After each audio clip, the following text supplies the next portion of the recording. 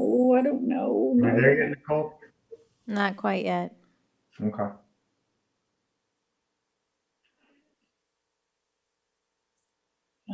Okay, we're live. We're live. All right.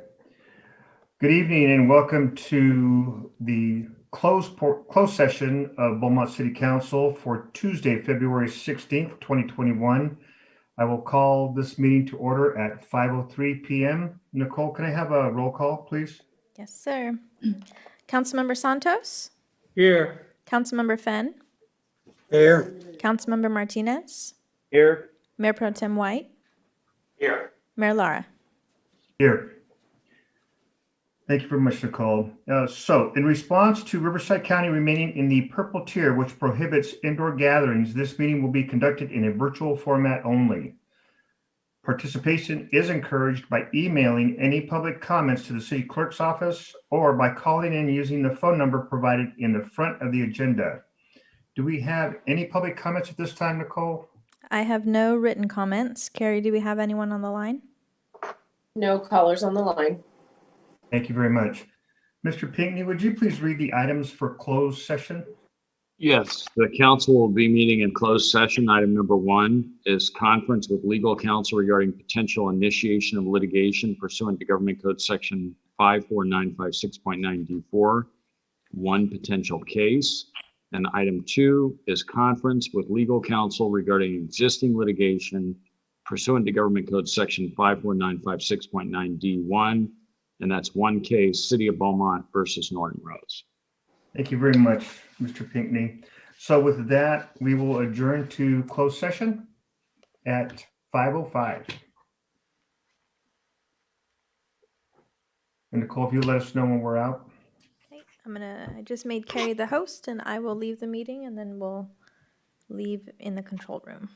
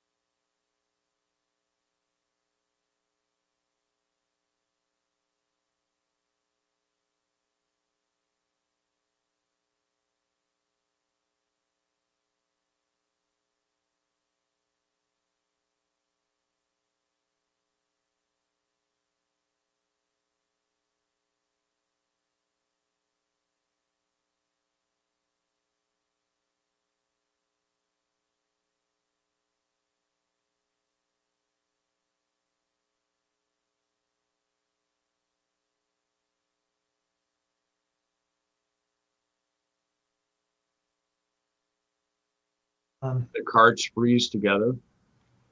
Yeah, but yeah, ugh. You had to go help. That's back in the day when you took people's carts out to the car and loaded their cars for them too. Ah, Ugh.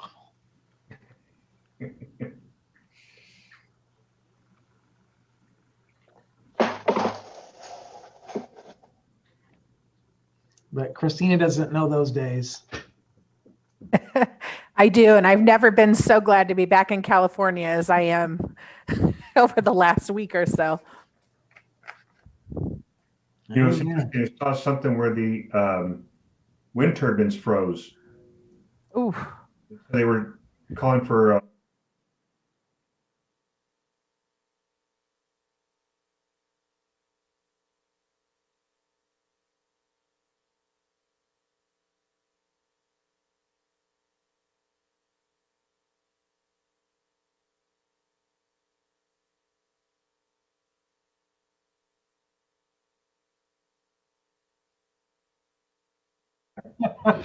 doggy.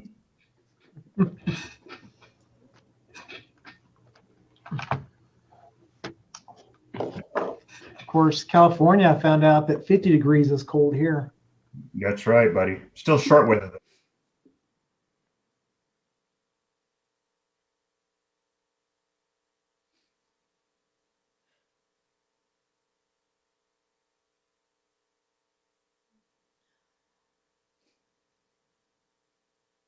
Are you adjusting the audio?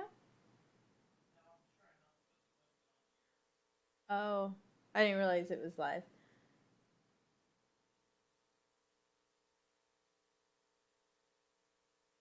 Okay, it's 6, so I probably have to.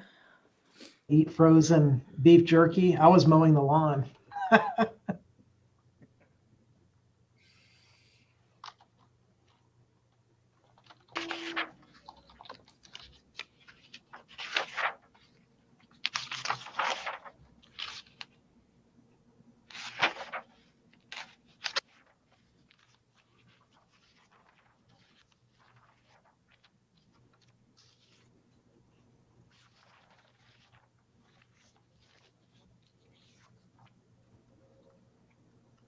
Are we good?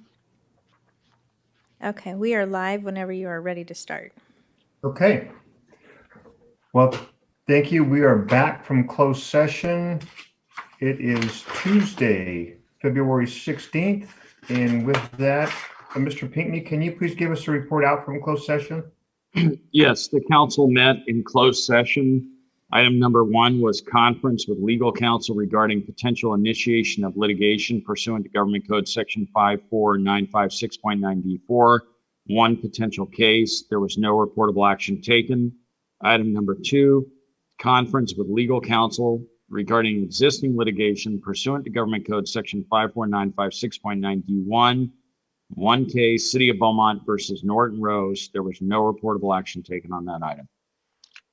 Thank you very much, John. Now we are back and we will begin regular session of the city council meeting at 6:01. Nicole, can you please take roll call? Councilmember Santos, Here. Councilmember Fenn, Here. Councilmember Martinez, Here. Mayor Pro Tem White, Here. Mayor Lara. Here. Okay. Have no action request. Councilmember Finn, would you please lead us in the pledge? Sure, I'd be glad to. Ready, begin. I pledge allegiance to the flag of the United States of America and to the republic for which it stands, one nation, under God, with liberty and justice for all.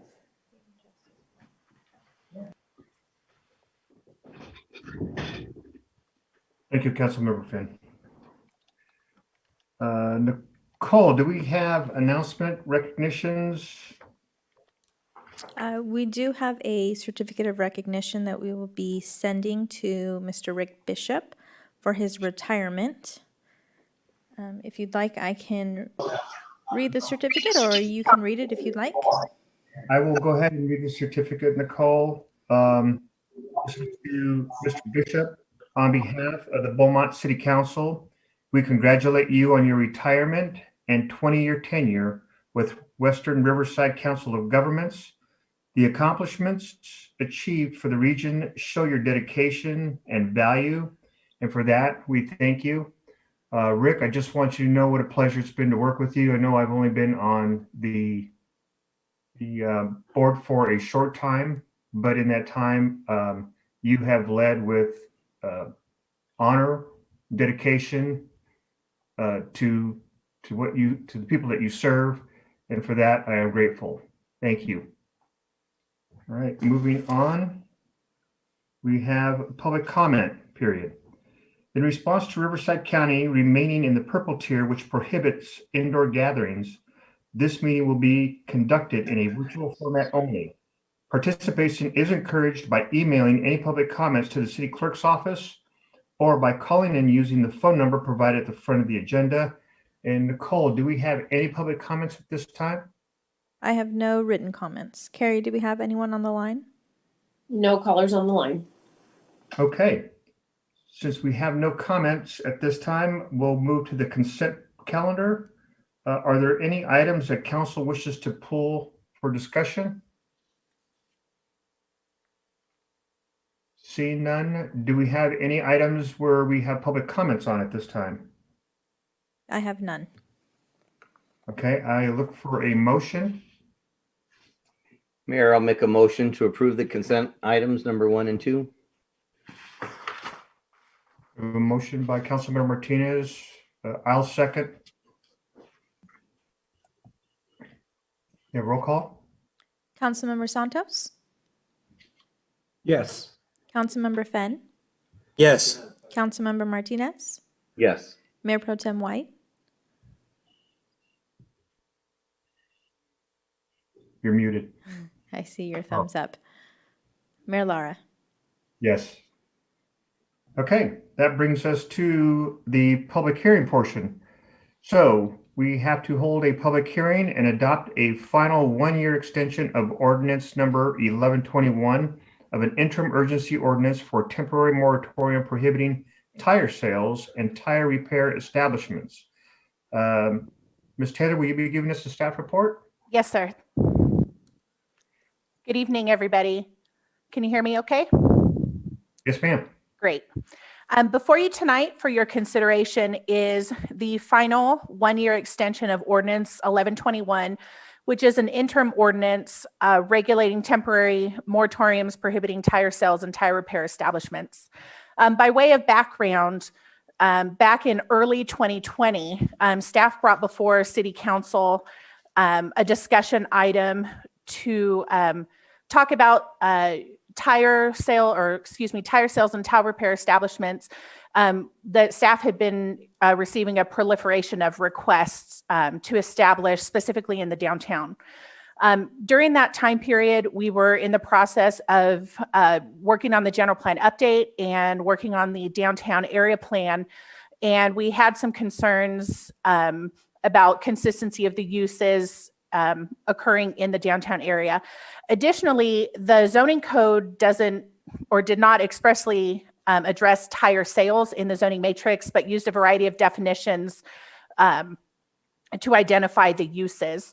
And we were also having a number of code enforcement and public safety issues at the locations, particularly along 6th Street. We had extensive amount of tire storage, which was not consistent with what the code required. We also had some fire safety concerns with the volume and method in which a lot of the used tires are being stored. We had the fire inspector have to go out to a number of visits. We also had code enforcement calls with tire storage involving standing water and also some nuisances with pests and whatnot that had been occurring as a result of how the tires had been stored. So at that time, council gave staff direction to go ahead and establish an interim moratorium for these uses. That was adopted on March 3rd of 2020. And then on April 7th of 2020, the council adopted the 10-month, 15-day extension to the initial interim emergency ordinance. Before you tonight is the final extension allowed for this moratorium. And staff is recommending council council approve or extend the moratorium. The general plan update is now done and the downtown zoning or downtown area plan is now adopted. So staff now has the ability to look at the existing businesses, to look at the new zoning that has been overlaid throughout town, both in the downtown area and other areas, and to determine if we've created any non-conforming uses that need to be addressed, as well as have the opportunity to create some development standards that we can apply to location of these establishments, both for, well, primarily for new ones that would come into the city. So like I said, at this time, staff is requesting that council approve the 1-year extension. I'm happy to answer any questions or entertain any discussion council might have regarding this item. Thank you very much for that report, Ms. Taylor. So with that, I will go ahead and open the public hearing at 6:09 p.m. Nicole, do we have any public comments? I have no written comments. Carrie, do we have anyone on the line? No callers on the line. Okay, so with that, I will go ahead and close the public hearing at 6:09 and open it up for council discussion. I see Councilmember Finn has his hand raised. Yes, thank you. Question for Christina. How long do you think it would take staff to go through everything? Is this 1-year extension? Does it really need to go that long, or can it be done in 6 months? So staff consists of Carol, who's the senior planner, and then me, who participates in planning, but as well as code enforcement, building and safety, and fire safety inspection.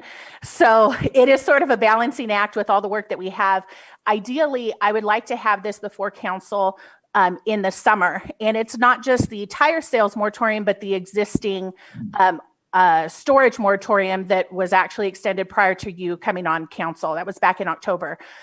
Staff would like to have this before council in summer so that we can provide you the opportunity to digest the recommendations that we have and still get them in place prior to the expiration of the storage moratorium. And then that would be long before this one would expire, which would be February of next year. Okay, and are you aware of any existing businesses or recent businesses that may have closed since this was first started, or are all the ones that were in place still there, to the best of your knowledge? I'm not aware of any that have closed, and not as a result of this ordinance. The moratorium would not require businesses to close. It just would prohibit any new businesses from being established until the moratorium was up. We do have a list that we compiled of the existing businesses, both related to the storage moratorium as well as this tire sales moratorium, prior to bringing the item to council. So as we go back through the business license for who's licensed now, we would compare that to who was licensed prior to this moratorium, and then we would have an idea of who is still existing, if anybody closed, or if everybody's still in operation. Okay, and then last question. Has there been any type of auto repair businesses out there that have asked to do tire services since this began? So we've had a couple inquiries for new commercial development that is not yet constructed or entitled, but we've had some inquiries for possible tire sales and repair businesses, the large name brand chains that are interested in going in these potential new commercial centers. We've explained this situation to them as far as what the moratorium entails and what the expirations would be. And they seem to have all been receptive due to the timing and how long it was going to be before the centers they're interested in locating in would be entitled. Other than that, I don't recall offhand that we've had a tremendous amount of inquiry. I think part of it is partially due to the timing with COVID and how everything sort of changed almost right after this was adopted. Because what I was kind of hoping to make sure that we didn't do was hurt an existing business that was already here, worked that repaired vehicles, that wanted to offer tire service, and they were prohibited from doing so. To your knowledge, that doesn't apply, correct? No, correct. Okay, all right, thank you. I'm done. Thanks. Thank you, Councilmember Finn. Councilmember Martinez. Yeah, I just want to thank you, Christina, because you answered my question. I really wanted to know what our progress has been since, we started the moratorium with staff, Mhm. and that helps know that there are things moving behind the scenes. I think it is important to get this standard for planning to try to really focus on what we want the city to look like. And I think it is a part of our vision to make sure that we have these standards in place for future development. So thank you for that. I appreciate that. That's all, Mayor. Thank you. Mayor Pro Tem White. Thank you. Well, I was not in favor of these moratoriums to begin with, just on principle alone. I don't think we should be setting moratoriums for businesses and industries. I think we can mitigate the impact of these businesses and industries on us through our design and development standards and the planning process. So but I was swayed at the time because we were in the middle of doing the general plan and getting the general plan done. So let me ask you, knowing all that, let me ask you a couple of questions, Christina. So with the storage moratorium, when that was put in place, we did have, I guess, a business who's almost completed a large storage development down on off what is it? First in First California. Street. Yeah. So where were they in the stage when we put the moratorium in place at that point? They had already been entitled, and they were in review of their construction drawings. So they were permitted to proceed because they were already entitled. Okay, and we don't have anyone that's in that role for this moratorium? No, sir. Okay.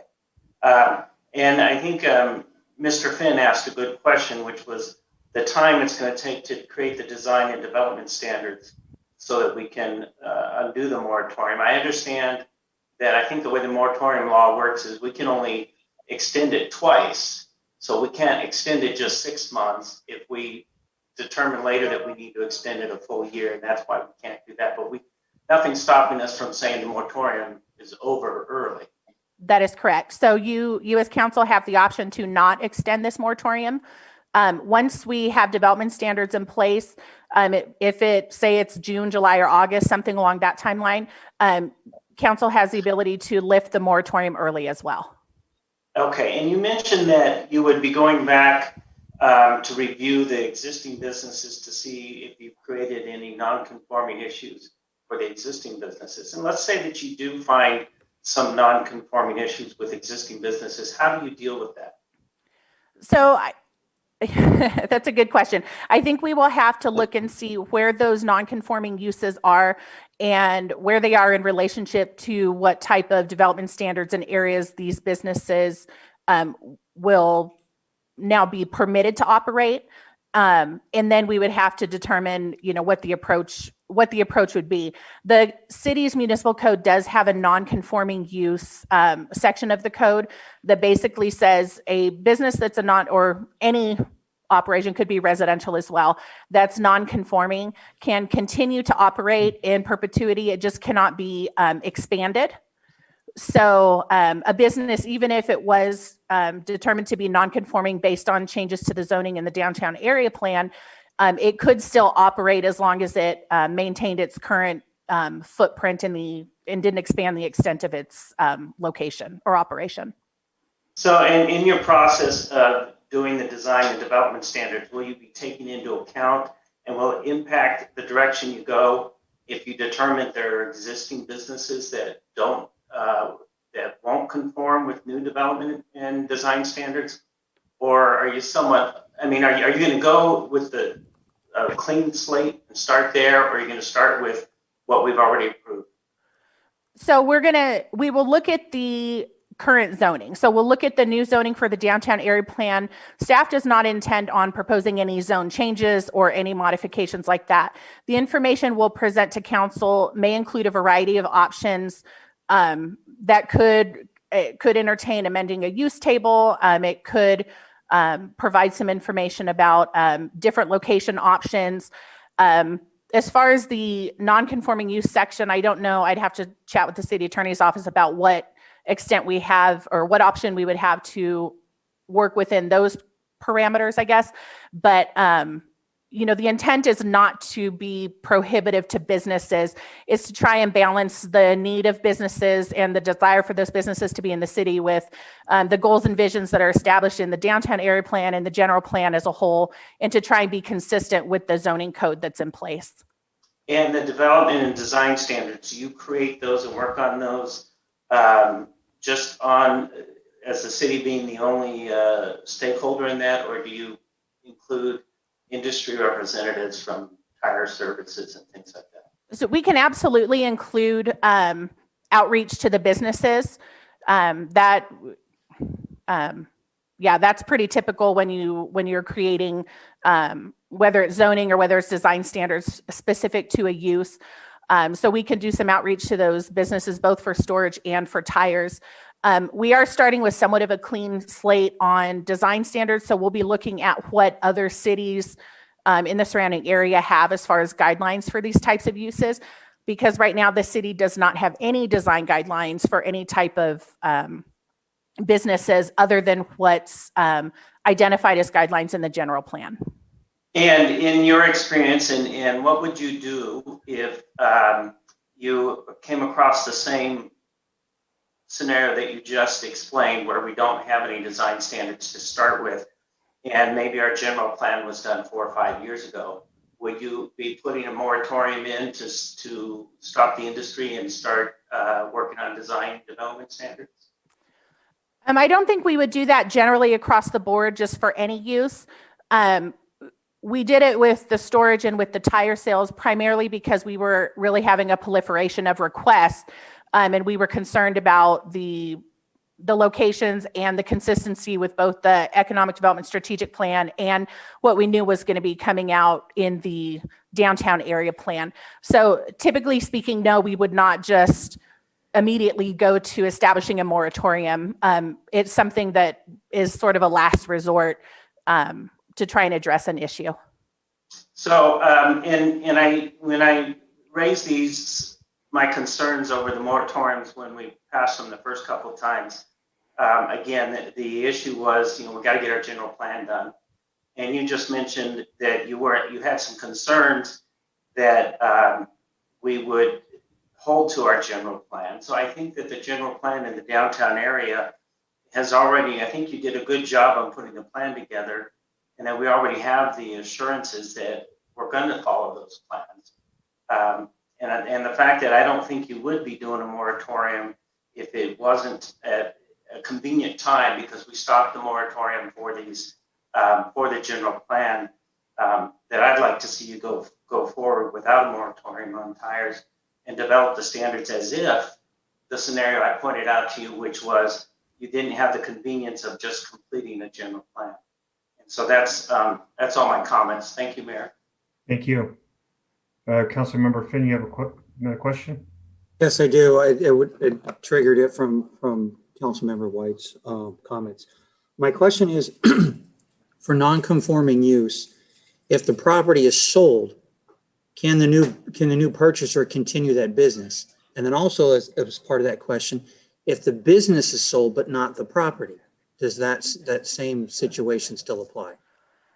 So if a business is operating legally at the time that either the business is sold or the property is sold, as long as the business keeps operating as is, then it can continue operating in either case. At any time, the business would close, and I believe there's a time parameter established in the non-conforming use section of the code. Or if the business would want to expand or something like that, then that would not be permitted. But yes, we have had there are other non-conforming uses throughout town, just in various areas that, as things have changed over time. And in both residential and commercial standpoints, they can continue operating as is, as long as they remain compliant with their business license and whatnot. So if ABC Auto Repair was there selling tires and they sold and the property owner stayed the same, but the new business owner changed it to XYZ, auto repair, but offered the same services, that non-conforming use can continue, correct? Yes, I believe it could, the way our code is written. All right, thank you. Okay, I do not see any other questions from council. Christina, thank you for the detailed information. I appreciate that. I understand the use of this tool to ensure that we do have proper design guidelines that are set up for particular uses, so we don't get a proliferation of some of these businesses that don't quite fit within the scheme of the city. So thank you for that. With that, I'll ask for a motion.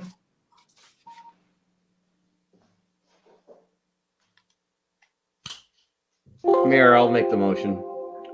I'll make the motion to approve, let's see, waive the full reading and adopt by title only the 1-year extension of the ordinance number 1121, being an interim or urgency ordinance of the city of Beaumont, enacting a temporary moratorium prohibiting tire sales and tire repair establishments pursuant to Government Code Section 65858. I'll second. Councilmember roll call. Santos?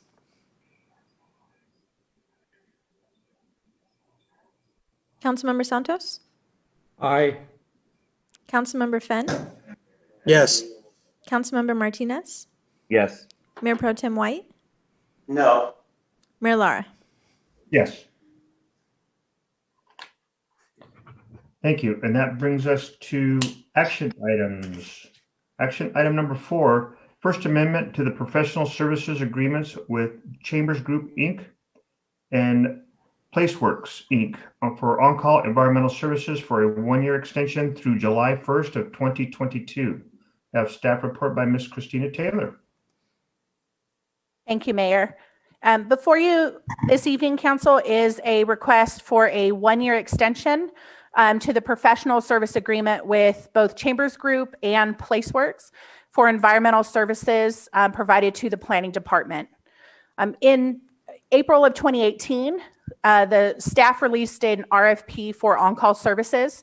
At that time, we received 15 proposals from qualified firms, and we ended up interviewing the top 3 firms and selected the top 2 firms to provide services. Council did award, as staff recommended, contracts to Chambers Group and to Placeworks for an initial period of 3 years with 2 optional 1-year extensions available per City Council approval. This 1-year extension staff is requesting will allow the city to continue timely processing of environmental documents as required as part of the land development process. These contracts are funded through fees paid by applicants, and the city also retains a 20% administrative fee for contract management as well as for staff review of the documents. At this time, staff is requesting City Council approve the 1-year extensions to the professional services agreements with both Chambers Group and Placework for on-call environmental services. I'm happy to answer any questions you may have about this item. Thank you, Ms. Taylor. Mr. Cole, do we have any public comments at this time? I have no written comments. Carrie, do we have anyone on the line?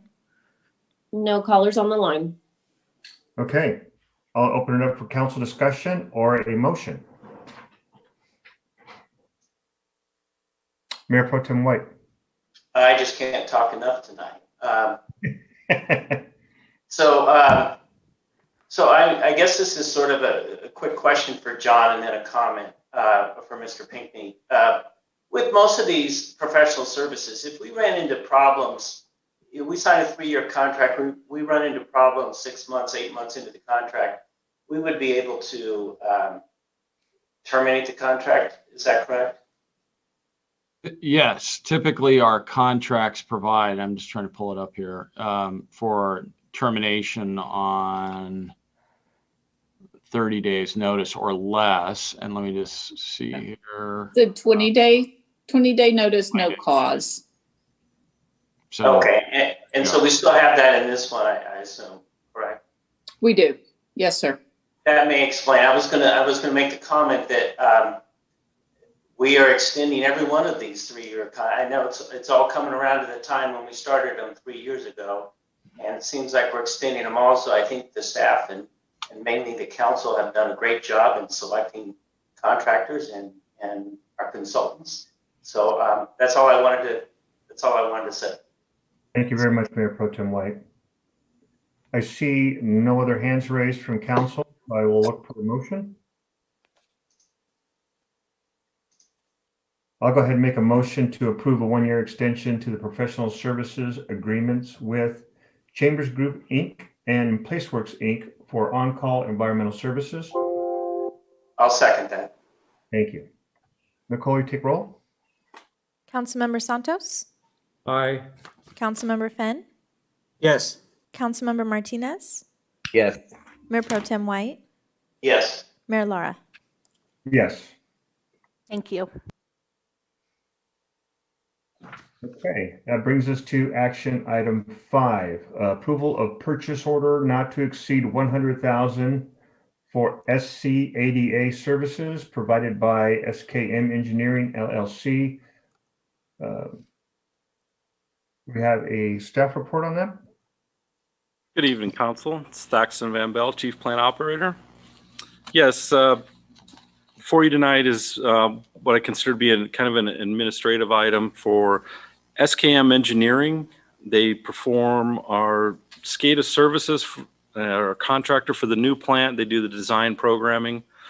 But what we've also used them for extensively is to aid in integrating that with both the old plant and helping us out in the collection system. In November, a budget item was brought to the board and approved. So the money has been allocated in the wastewater budget with no increase in funding requests. It was just an item budgeted for SKM services. And tonight we're bringing that to get council approval so we can get an approved purchase order for that amount. If you have any questions, I'd be glad to answer. And just to add a couple things for you, Mayor and Council, this is an item that we adjusted in the last budget amendment and brought this money forward in the budget. So it is an actual budgeted item.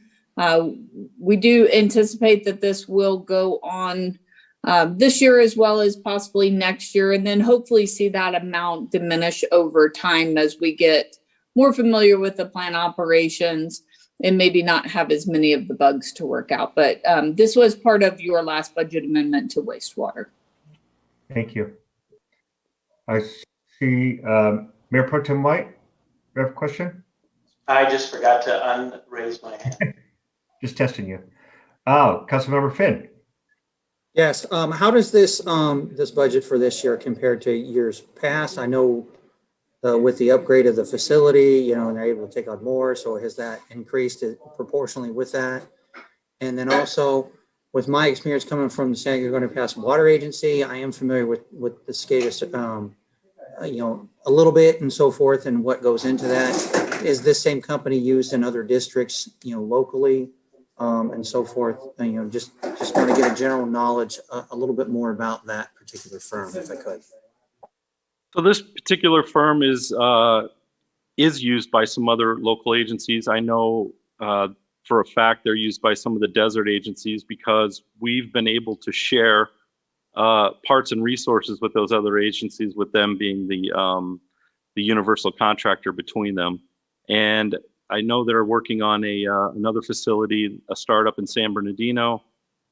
And what also comes into this contract is not just their services, but also a lot of equipment purchases and things like that. So, for example, just last night, we had a failure at the Noble Creek lift station. PLC failed. They had purchased one, had it programmed, had it setting aside for us.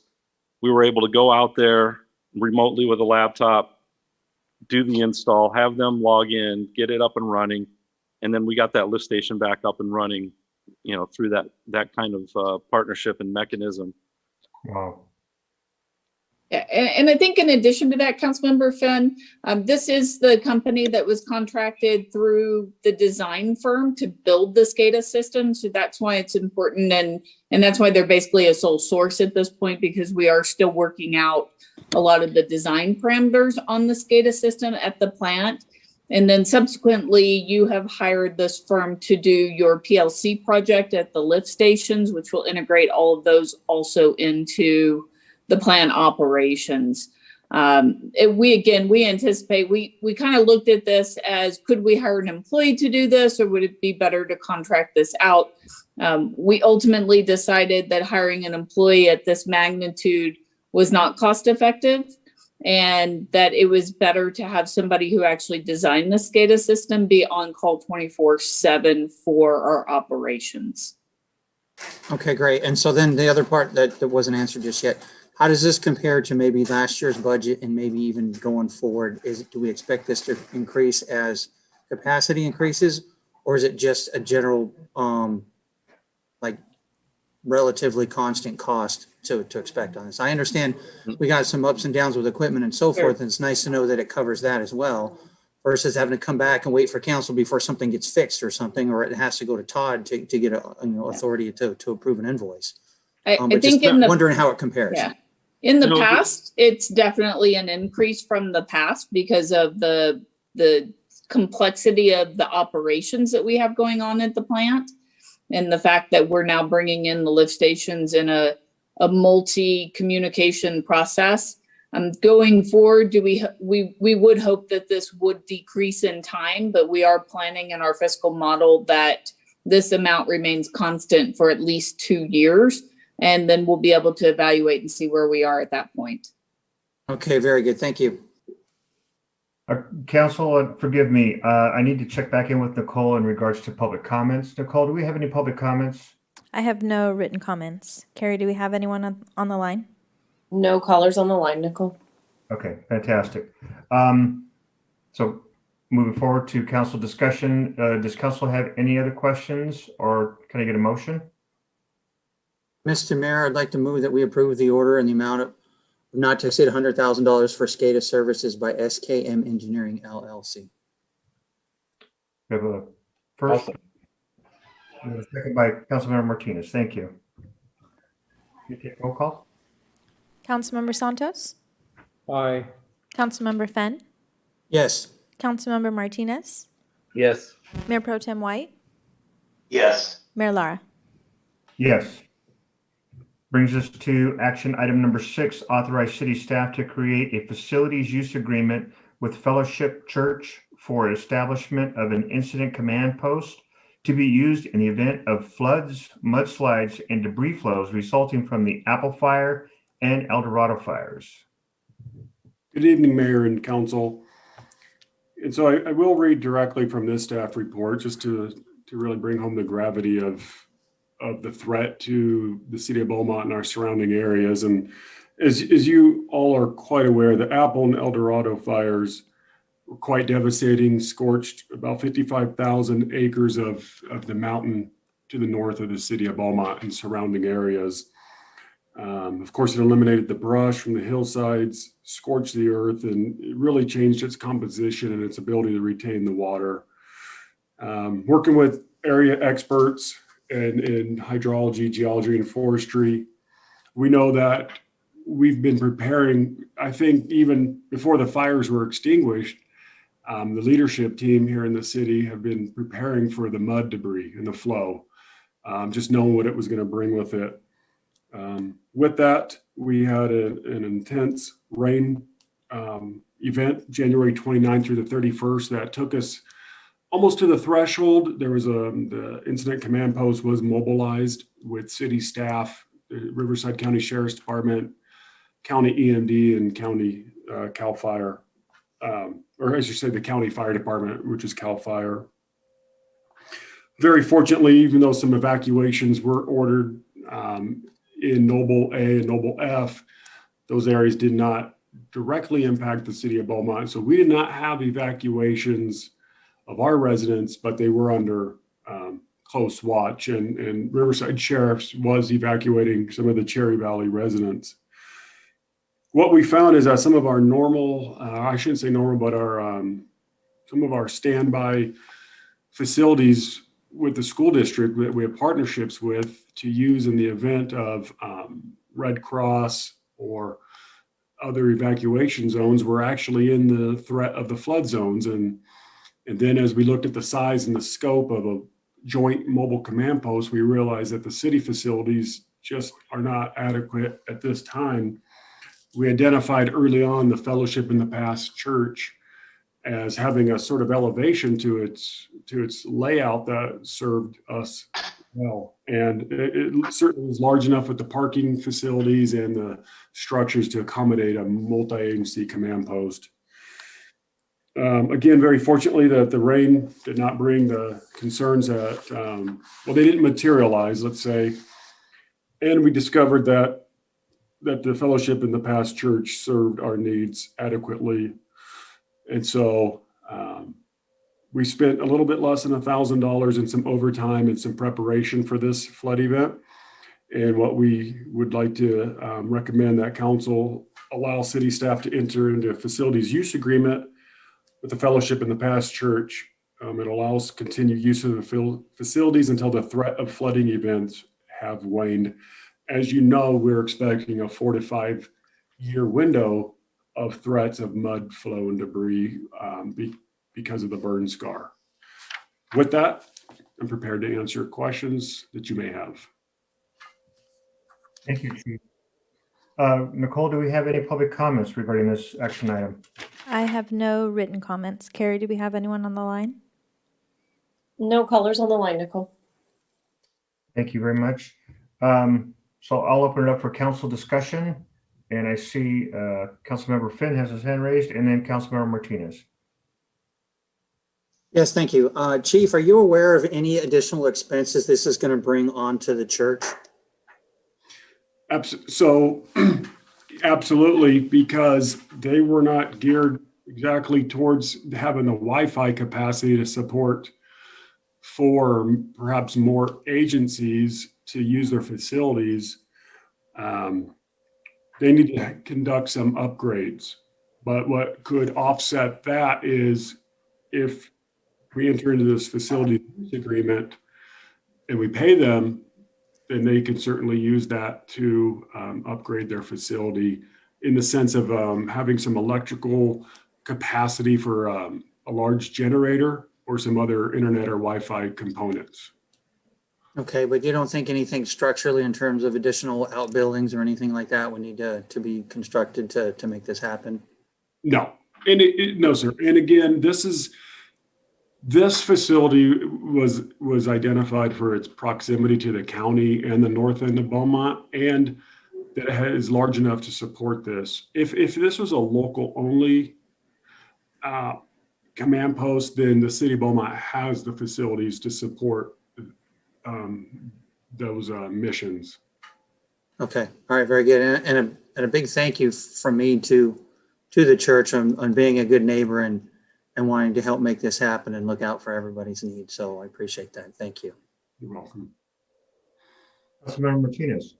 Yeah, so along that note, Chief, you pretty much answered, but just to reiterate, so the rate will be established between us and the church and how that goes about as far as compensation and so forth. Yeah. Okay. And my other question was about the wording of the agreement limited only to this. If there were any other major type of, emergency to the city, would we still have ability to use this facility, or does this limit us just to what's worded in here? Or if we had another emergency, we'll go back to our other sources of command posts? Or I'm just trying to see, are we limiting ourselves, or are we making it a broad enough in case we do need to, with their consent, of course, that we could do it without having to come back and modify any type of agreement? Yeah, I believe that the wording just was to indicate that the pressing issue is the flood events, but I think the facility use agreement could be expanded to encompass other events. And I think that, certainly the city manager would probably want the city attorney to look at this before, we finalize. They may have a legal interpretation as well, but I think the more broad, the better. Again, very specific type of events in a specific location is the necessity. If, let's say, we had a fire on the south end of the city, we have City Hall, we have the police annex, we have other facilities. This one just happens to suit us very well for that event and that location. All right, very well. Thank you. And thank you for the church. I had talked to the city manager prior on other issues, and they had talked about how well that the church was cooperating with the city, and we want to really thank them for that. So we appreciate being a player for the best of our residents. So thank you. You're welcome. And for many years, they actually have been a great partner to the city and the police department. Great. All right, thank you. Thank you, Mayor. Thank you. Councilmember Santos. Thank you. Hey, Chief, thanks a lot for everything. You could tell to your, fellow officers in there. And my question is really, can we put this on the FEMA program, Todd, so they could be fully, compensated on this kind of, usage of their facility? Thank you. Thank you, Mayor. Yeah. So when we incur costs because of a disaster that's declared FEMA, then we go back to FEMA with all of our costs. So we wouldn't use it or be charged until the event occurred. Once the event occurs, then we can get reimbursed. So, for example, you wouldn't want to give them any rental fees or usage fees, like say January 1st of each year, because there has to be a disaster and then it has to qualify for FEMA. Then we would use the facility. We would have some sort of a payment, and then we would go back to FEMA and submit for reimbursement. That's good. Thank you. You're welcome. Do we have any other comments from council? Okay, so yes, I'd like to thank the Fellowship Church for their support. Also, Lieutenant Galata for his efforts in putting this all together as well. So I appreciate your staff's efforts, Chief, on this. And with that, I will look for a motion from council. Mayor, I move to authorize city staff to create a facilities use agreement with the Fellowship Church for continued use of the facilities at the church. I'll second. Nicole, roll. Councilmember Santos, Aye. Councilmember Fenn, Yes. Councilmember Martinez, Yes. Mayor Pro Tem White, Yes. Mayor Lara. Yes, that brings us to action item number 7. We'll have a report from city staff regarding the execution of a non-consensual towing services agreements. Chief Talese. Thank you once again. And so this has been quite the endeavor. As we've had this undertaking for quite a few years. I've always said, timing is key to success in a project such as this. Early on, we had, there's pros and cons of course, with having the California Highway Patrol handle your tow rotations. Right when there's a complaint, you can send people to the Highway Patrol to resolve it. But if they don't resolve it to your satisfaction, you're really stuck with their ruling. And so we had discovered that what was in the best interests of the residents of Beaumont and the city and the police department was to generate our own non-consensual towing services agreement.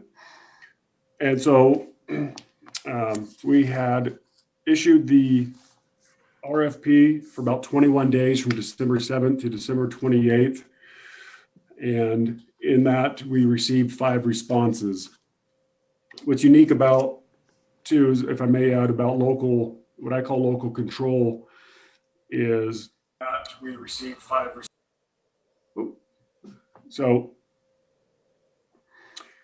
So what happens is there's sometimes, like with any service provider, there's ups and downs, whether a tow truck driver damages equipment or is discourteous to a customer, or items are missing, or they don't clean up the intersection properly from a traffic collision. We can hold those persons accountable. We have response time regulations, mandatory equipment, minimum amount of vehicles and drivers, prohibition on misconduct and criminal activity. What's great about this is we can track every single, and we do track every single tow incident in the city of Beaumont in our CAD and RMS server. And so, for example, right when our dispatch requests a tow truck, it's entered into our RMS system. And you've seen police event records before that has a lot of itemized lines and the times. And sometimes you may wonder what all that minutia is about, but to us, it tells a full story of service and what happened between parties. And so what's great about the fairness to the tow truck drivers and to the fairness of the residents is we know the time that it was dispatched, the time that the tow truck driver arrived. We know if there were issues. If a resident comes to the front counter of the police department and reports missing property or overbilling is a common event.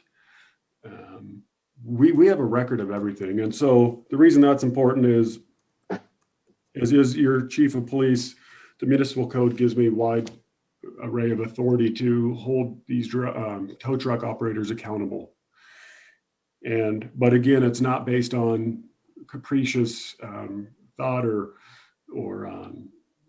we use the scales of justice, if you will. And so we have a lot of documentation on their conduct and their arrival time. So if there's any concern, it's laid out. Again, we can hold them accountable. As council knows, my staff has put a lot of work into this RFP and this project to make it really fair for our local providers, but yet really requiring of them the highest level of service for our residents. The city is growing at certainly a rapid rate of a population of over 50,000. The volume of traffic is only going to increase. And so getting vehicles moved off the street that are causing obstruction is paramount, but it needs to be done in a professional and respectful manner.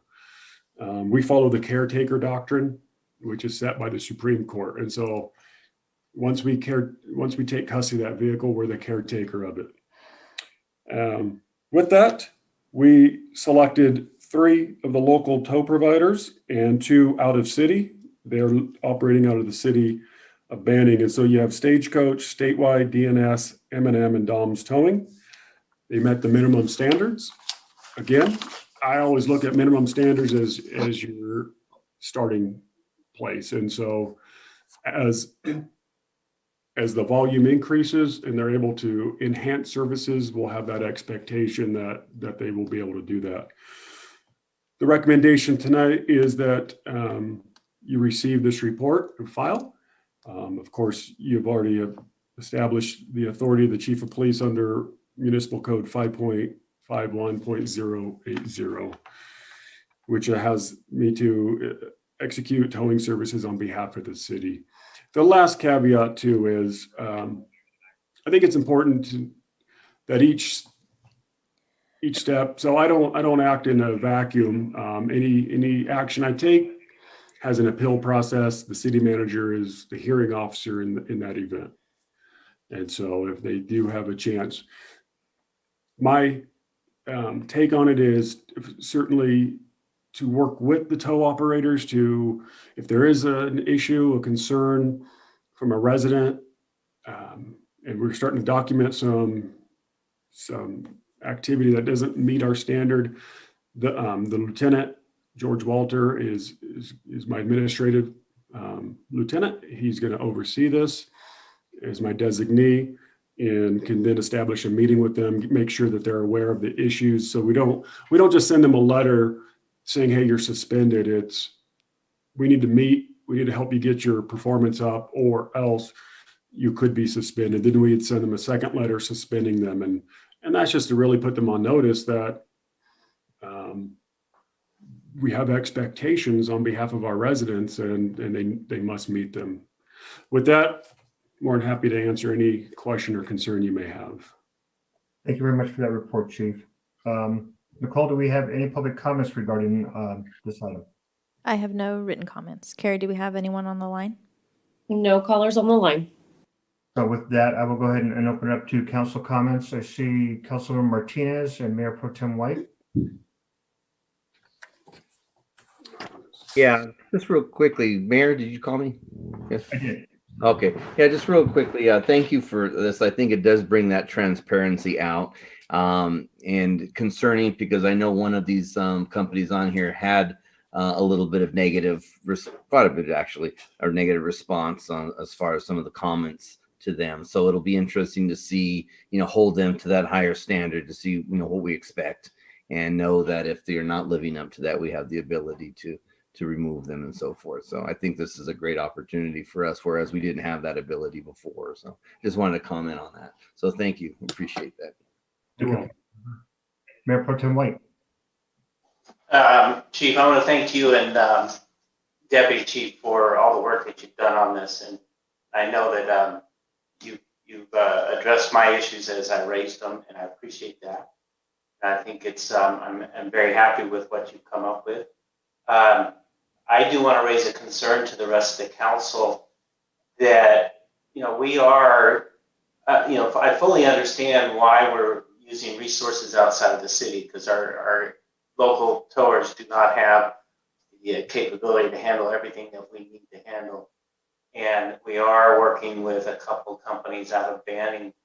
I think that I think it's wrong that the city of Banning doesn't reciprocate, and their tow agreements say that you have to have an office and a yard in their city, which in my opinion is planned to eliminate businesses from outside Banning working with them. And I think that Banning and Beaumont are so tight together that there should be a concern over the fact that our towers are not allowed to work in their area. And so I'm going to take it upon myself to try and work with council members on that. But I just want to raise that concern that in order for us to continue to work with our neighbors, they have to be willing to work with us. And if we're going to support some of their local businesses, I'd like to see them reciprocate. So I just wanted to raise that. But again, thank you, Chief. I appreciate what you've done. And I'm in full support of this. Thank you. Mayor Pro Tem White. Any other comments from council? Seeing none. Chief, yes, I too want to just thank you for your efforts, and also thank Deputy Chief Yoakum for his efforts as well, setting up the meetings with our local towers to hear them out. I thought the process was extremely transparent, and again, thank you and your team for your officers for their efforts. Yes, sir. I will go ahead and make the motion to receive and file under the Beaumont Municipal Code 5.51.080. The chief having full authority to execute the towing services agreement on behalf of the city. I'll second. Thank you. Councilmember Santos? Yes. Councilmember Fenn?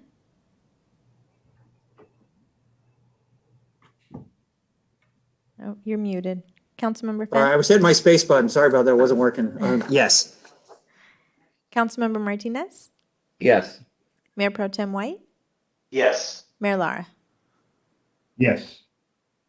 So with that, we move to action item 8, approval to replace, update ALPR technology. And again, Chief Talish, you're up. Busy. Sure. Thank you, Mayor. I'm going for the hat trick tonight. Let's see if we can pull this off. So the ALPR, the automated license plate reader technology, this is the type of system that is fixed and mounted onto the patrol cars. So we had 2 systems that were operating since 2012. Of course, like technology and equipment, it degrades and there's only so many software patches that you could do before it's obsolete. We found ourselves in that position last year. And we use the Vigilant system. So while we weren't using the mounted camera system onto the patrol car, which does a couple features. One, it collects data on license plates. So not on people, not on facial recognition, just on license plates. And the new cameras have the technology to read the paper plates that the dealers must issue now. But also Vigilant is a database of stored vehicle registration information.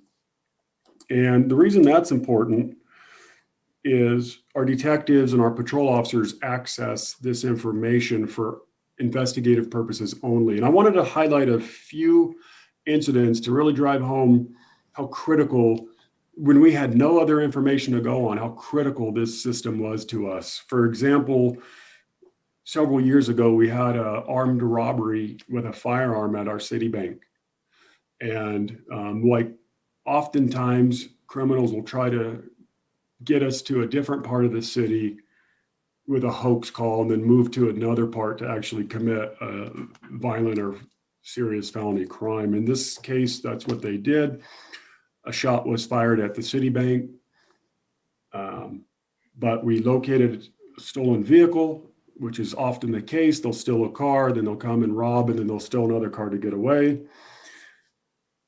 By backtracking these plates, we were able to locate the suspect in the city of Hemet, or in that county area there, and solve this armed robbery of a bank, which is, again, it's a violent crime. Then we had a local homeless that had a hit and run where she succumbed to her injuries, and it was a fatal hit and run where the person, of course, had fled the scene.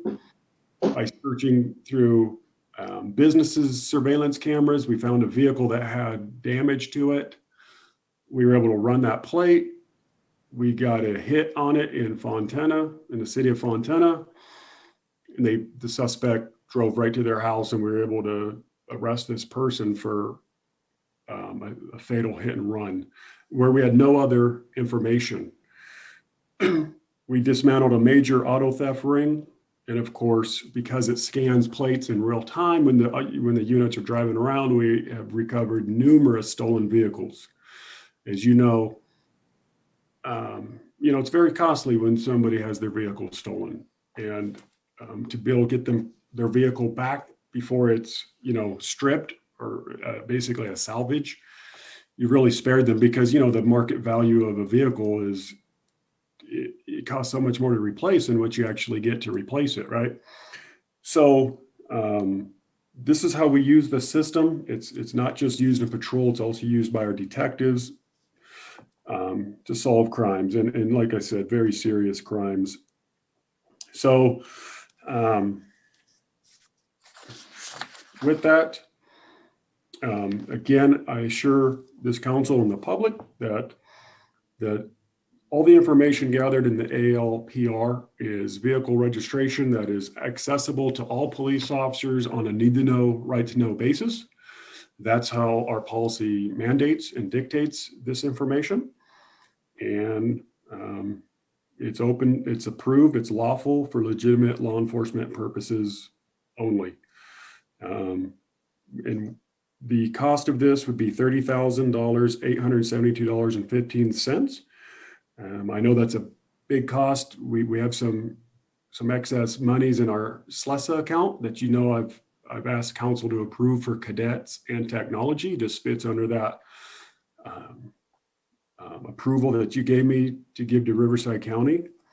And then there's an ongoing fee of $4,350 that we would ask that would come annually from the general fund, obviously to support our law enforcement goals. And so recommended action is to approve the purchase of updated ALPR technology for the police department from SLESA funding, approve annual maintenance and support fees to be paid from the general fund, and authorize the city manager to sign the Vigilant Enterprise Service Agreement. With that, I'm happy to answer any questions or concerns council may have. Thank you very much, Chief. Mr. Cole, do we have any public comments? I have no written comments. Carrie, do we have anyone on the line? No callers on the line, Nicole. Okay, so with that, I see that I have Mayor Pro Tem White with a question, and then Councilmember Martinez, and then I'll get to you, Councilmember Finn, as well. Go ahead, Mayor Pro Tem White. Thank you, Mayor. Chief, so this is going to be on 2 vehicles. Is it a system that is turned on all the time, even when you're not actively seeking it? Is my first question. And then you can follow that up with a policy in place. For example, if a citizen comes to us and is concerned that we're driving down local neighborhood streets to use this resource, is there a policy for that? And I would assume it's going to be helpful around areas like the shopping centers. I've heard stories about people or about agencies using this at large parking lots, things like that. So sort of if you could just give me a summary of how you think that's going to play out. Absolutely. Can you remind me the first of part A of the question? Are these systems on all the time, or just when you want to turn them on? Yes, thank you. And so when the vehicle's running, and they are 2 marked patrol cars, and the camera systems are pretty noticeable. You may have seen them mounted on the backs of cars. They're pointed down. They're pointed obviously at the location of a license plate. When they're driving around, they're always scanning. They're always scanning because what they're looking for is 2 things primarily: stolen cars or cars that have alerts. And so, for example, let's say we have a vehicle who residential burglars have been really terrorizing a neighborhood. Let's say they're really hitting a Sundance neighborhood. Then you really want that officer patrolling Sundance with this vehicle, because if another agency or us have entered that license plate as what we may call a hot stop, right? It's like a felony wanted vehicle. It may not be stolen, but it has a want on it. As soon as it locates it, it alerts us. Chances are they're in that neighborhood to commit more burglaries. And so you want them running in all your areas, whether it be Walmart or 6th Street or residential neighborhoods. Okay, thank you. You're welcome. Go ahead, Councilor Martinez. Yeah, thank you, Mayor. Yeah, Chief, it seems like a very outstanding system, almost a deterrent in itself. So what I'm getting at is this something that you might want council to look at for expanding more than 2 vehicles in the near future?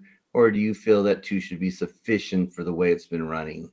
Because I'm always looking at better ways to improve and expand, and things like a pretty good system, but I'm not sure behind it if I obviously have to train the officers and so forth. But is it something that you might want to bring? Maybe this isn't quite the time to expand the system more than 2 vehicles, or what do we look at?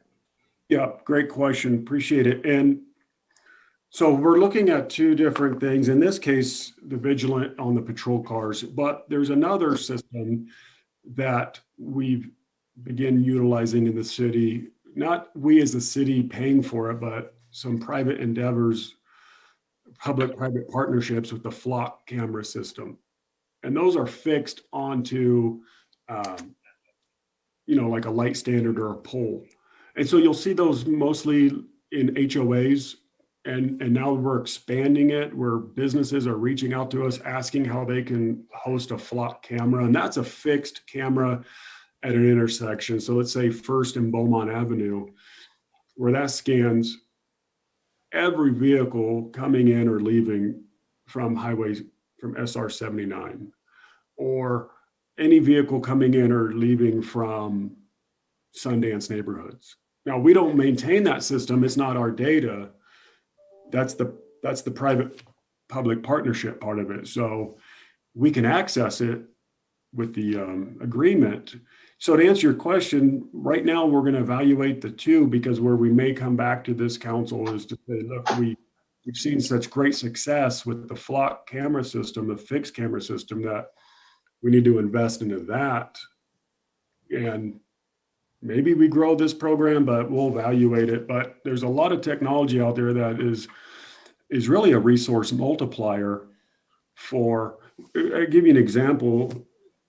I don't want to stray too far, but with like the flock camera system at Sundance, when there's a car in there that's, let's say it's reported as possibly burglarizing or it's stolen, we know where it's going to end up because we get trigger points on every flock camera as it passes it.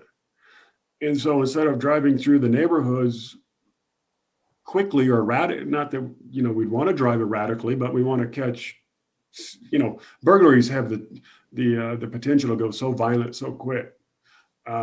We already know where they're going to come out on the other end of Sundance because they keep triggering every camera on the way out, if that makes sense.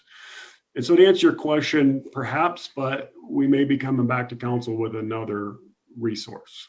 All right. Well, you satisfy that you're well aware of what you guys are looking for, so I appreciate that. But I'm always looking for, like you say, resource multiplier, some ways to get that deterrent out there that they know that we're in business to deter crime, and we're looking for the latest technology and stuff to help you guys. So I appreciate that. So thank you, Mayor. Thank you, Councilmember. Councilmember Finn. Yes, hi, Chief. How does the service life of this equipment compare to the service life of a patrol car? And is it easily transferable to another vehicle? So if that particular car is out of service for any reason, can you dismantle it and put it on another vehicle without a whole lot of trouble? I wouldn't say without a whole lot. It's not magnetized where you would just put it on a different rooftop, but it can be moved.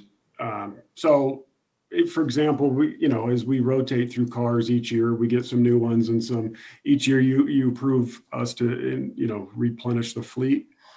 We'll just put this new equipment on new cars, and so it should go about 4 years or so, about the life of a patrol car, 4 to 5. Okay, all right, thank you. Councilmember Martinez, do you still have a question, or? I haven't taken it down. Sorry. That's right. Councilmember Santos. Thank you, Mayor. Hey, Chief, is this will work on some other vehicles like we got a lot of trucks in here and trailers.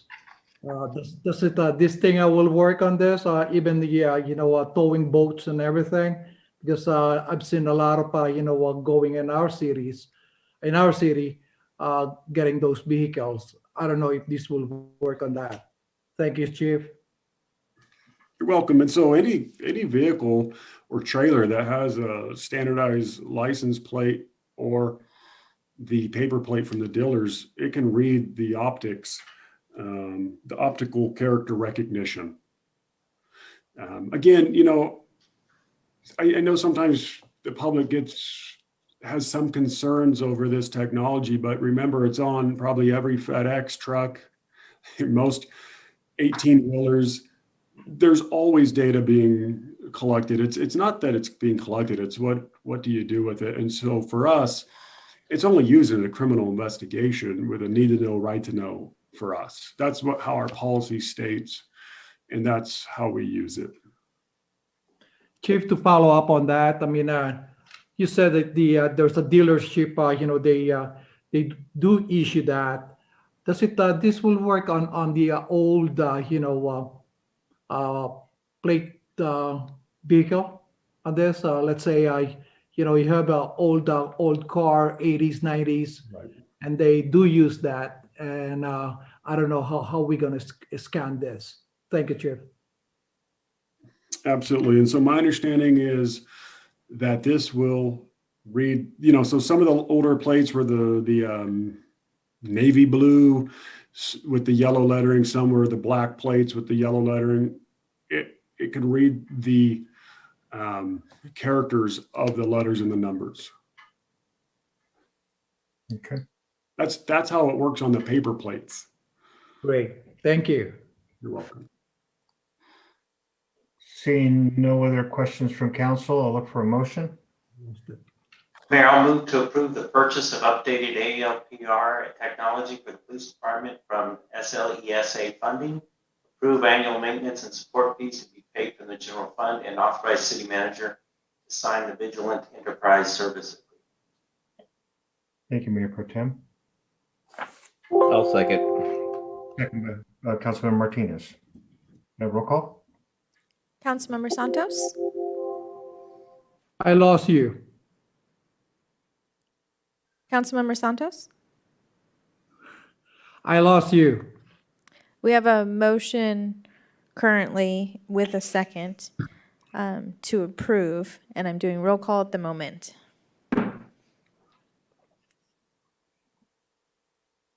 Can you hear us okay? No.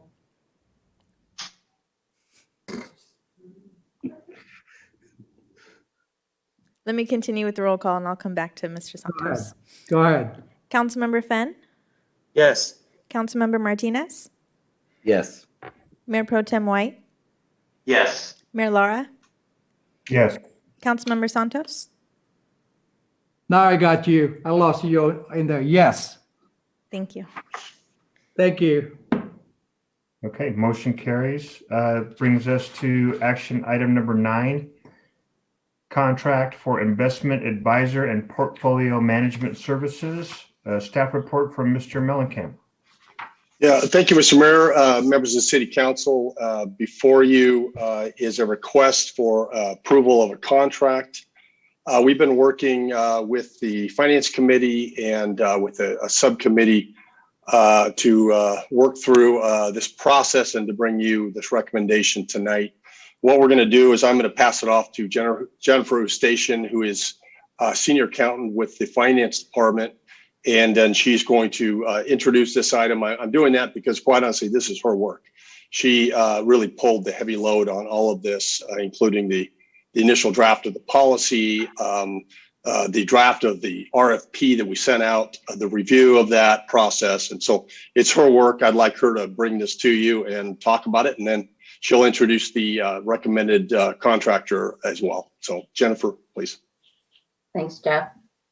Good evening, Mayor and Council. On September 15th, Council adopted an updated investment policy. And at that time, the use of investment advisor for portfolio management was discussed to provide the city with professional advice on investment selection. The guiding principles of the investment policy are safety, liquidity, and obtaining a market rate of return. It was determined that the use of investment advisor would be beneficial to assist the city in meeting these goals. On November 9th, the Finance Committee formed a subcommittee consisting of Treasurer Barry Giannetti, Finance Committee member Frank Parks, myself, and Finance Director Jeff Mollenkamp to develop and issue an RFP for investment advisor selection. The RFP was issued on November 30th, and the city received 8 proposals. Proposals were reviewed for ability to meet service requirement, understanding the needs of the city, scope and services offered, experience, qualifications, and knowledge of key personnel, reference for similar work completed, and proposed pricing and completeness of responses to the RFP. The subcommittee reviewed all proposals and individually scored them to come up with the top 3 to interview. The selection committee interviewed 3 qualifying firms, individually scored them based on presentation, experience in California local government, and their fee structure. On February 8th, the subcommittee recommended to the Finance Committee that public trust be brought tonight to Council for contract approval for investment advisor and portfolio management services. Public Trust provides this type of service to several cities and agencies within California, and they have a strong understanding of both California law and our policy. Public Trust was at the meeting to introduce themselves to the Finance Committee, and the Finance Committee voted to bring Public Trust forward tonight for contract approval. The contract with Public Trust is for 3 years with options for 2 additional 1-year extensions. And the cost of the contract is 5 basis points on the first $50 million in assets under management and 4.5 basis points for assets under management above $50 million. And this translates to a cost of $36,250 on a $75 million portfolio, although the first year of fees will be capped at $35,000. Now, we'd like to note that a separate agreement with the custodial bank will need to be adopted as well. And the cost for that is expected to be 1 basis point or less. And for a $75 million portfolio, this would translate to an estimated annual cost of approximately $7,500. And it is expected that the increased revenue that would come from restructuring the investments will more than offset the cost of this contract and the necessary cost of the custodial bank. Public Trust is here tonight to introduce the firm to you. So with that, I'd like to pass it to Mark Krieger with Public Trust before we go to any questions. Mark? Hey, Jennifer, good evening. And Jeff, good evening to you. Mayor, members of the council, thank you for the time this evening. My name is Mark Krieger. I am a senior portfolio manager and director with Public Trust, and was participating in the interview process along with the city. And we were asked to give a brief presentation this evening, just providing an overview of our firm, our experience, and our general approach to providing investment advisory services to the city. So I did distribute some presentation materials, but Jennifer, I think I'll go ahead and share my screen to just walk through our materials this evening. So let me do that. Just bear with me here one moment.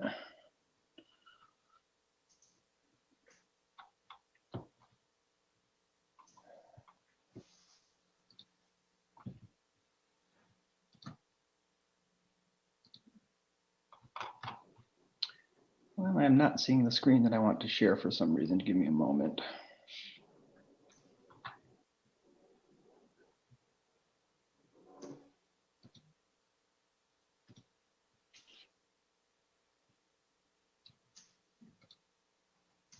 Okay, here we go.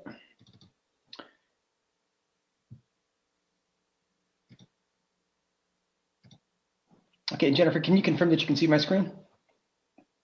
Yes, I can. Okay, so again, thank you for the time this evening. As I mentioned, Public Trust was selected by the city to provide investment advisory services per the request for proposal. So I'd like to provide just a brief overview of our firm history, and our approach to working with the city of Beaumont and really all of our clients across the country. To begin with, Public Trust is an SEC registered investment advisory firm with office locations and clients throughout the country. We do have a office location in Los Angeles, where I'm headquartered. Our firm headquarters is in Denver, Colorado. And if approved, the city's portfolio would be managed from our Los Angeles office.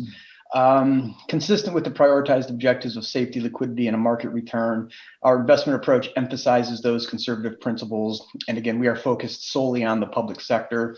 We have some information about the scope of our engagements across the country, the size of our firm. And I think it's important to point out that our sole client base is public agencies, just like the city of Beaumont.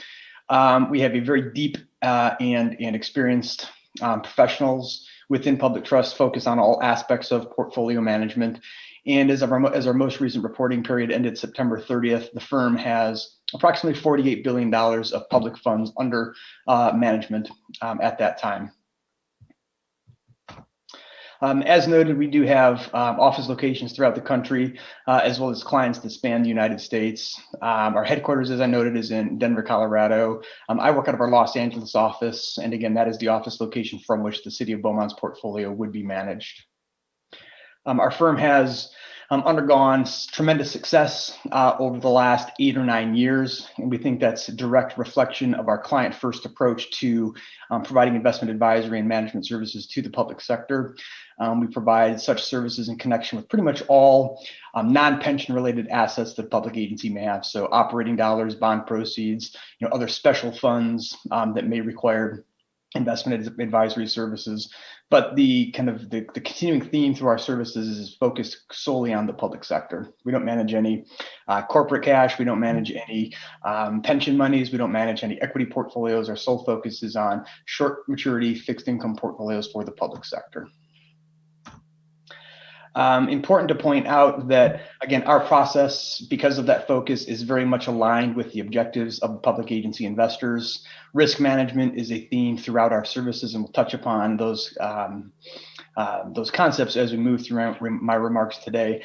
But what I'd like to emphasize here is that our approach to providing these services is that of an extension of staff. So when you're engaging Public Trust, we bring a deep bench of experienced professionals to the engagement. At present, we have over 73 professionals. And even though I would be the assigned primary portfolio manager to the city's account, we have a deep bench of other professionals within Public Trust that also provide a range of related and complementary services, ranging from treasury management solutions, credit and other risk management services, along with very robust compliance and reporting in connection with the investment program. As was noted by Jennifer, the engagement would require the establishment of a custody account. And what I wanted to point out here is that that custody account is very important because it actually holds the assets in the city's name, and it is not connected with Public Trust. So that is a separate relationship entered into directly between the city and the custodian bank. Our role in that relationship is our portfolio management, reporting, and analytics systems receive a data feed coming from that bank that sets forth the investment positions, daily transactions, to which we reconcile our internal systems to make sure that we're accurately reflecting what's taking place in the portfolio. But very importantly, the rights that we have to that account are read-only, meaning that our systems allow us to access statements, view activities, but we are not authorized to transfer in or out any cash. That remains the responsibility and focus of the city, and at no time does Public Trust have possession or custody of any of the assets or cash that may be in the investment account. In addition to that, the securities transactions settle on what's called a delivery versus payment, meaning that the city is never exposed to the counterparty or credit risk of the participating broker dealer. And then lastly, I think very importantly, we do understand this is the city's first kind of foray into the services of a professional investment advisory firm. And in that regard, our services to begin with would be non-discretionary. So what that basically means is that after working with the city to establish an appropriate investment strategy, prior to the execution of any trades related to that portfolio, we would have ongoing discussions with the city regarding that strategy, get their approval before the execution of any related investment transactions, so that anytime the city is in a position to either approve or to want to have a deeper conversation regarding the recommendation, the rationale for that recommendation, the impact on the overall portfolio. I guess, what I want to point out here at kind of a high level is just a brief overview of our approach to providing services. It would begin with a very deep review of the city's current investment program, current circumstances, which would include a review of the investment policy, and importantly, a review of the city's cash flow profile. That's something we'll come back to, because our firm belief is that when we think about providing investment advisory services to public agencies, that strategy is best kind of separated into two distinct components, one being a liquidity component that is matched to anticipated expenditures with some contingency liquidity provided, and then a core portfolio that allows the city to be slightly more aggressive and pursue higher yields, higher returns that may be available over time.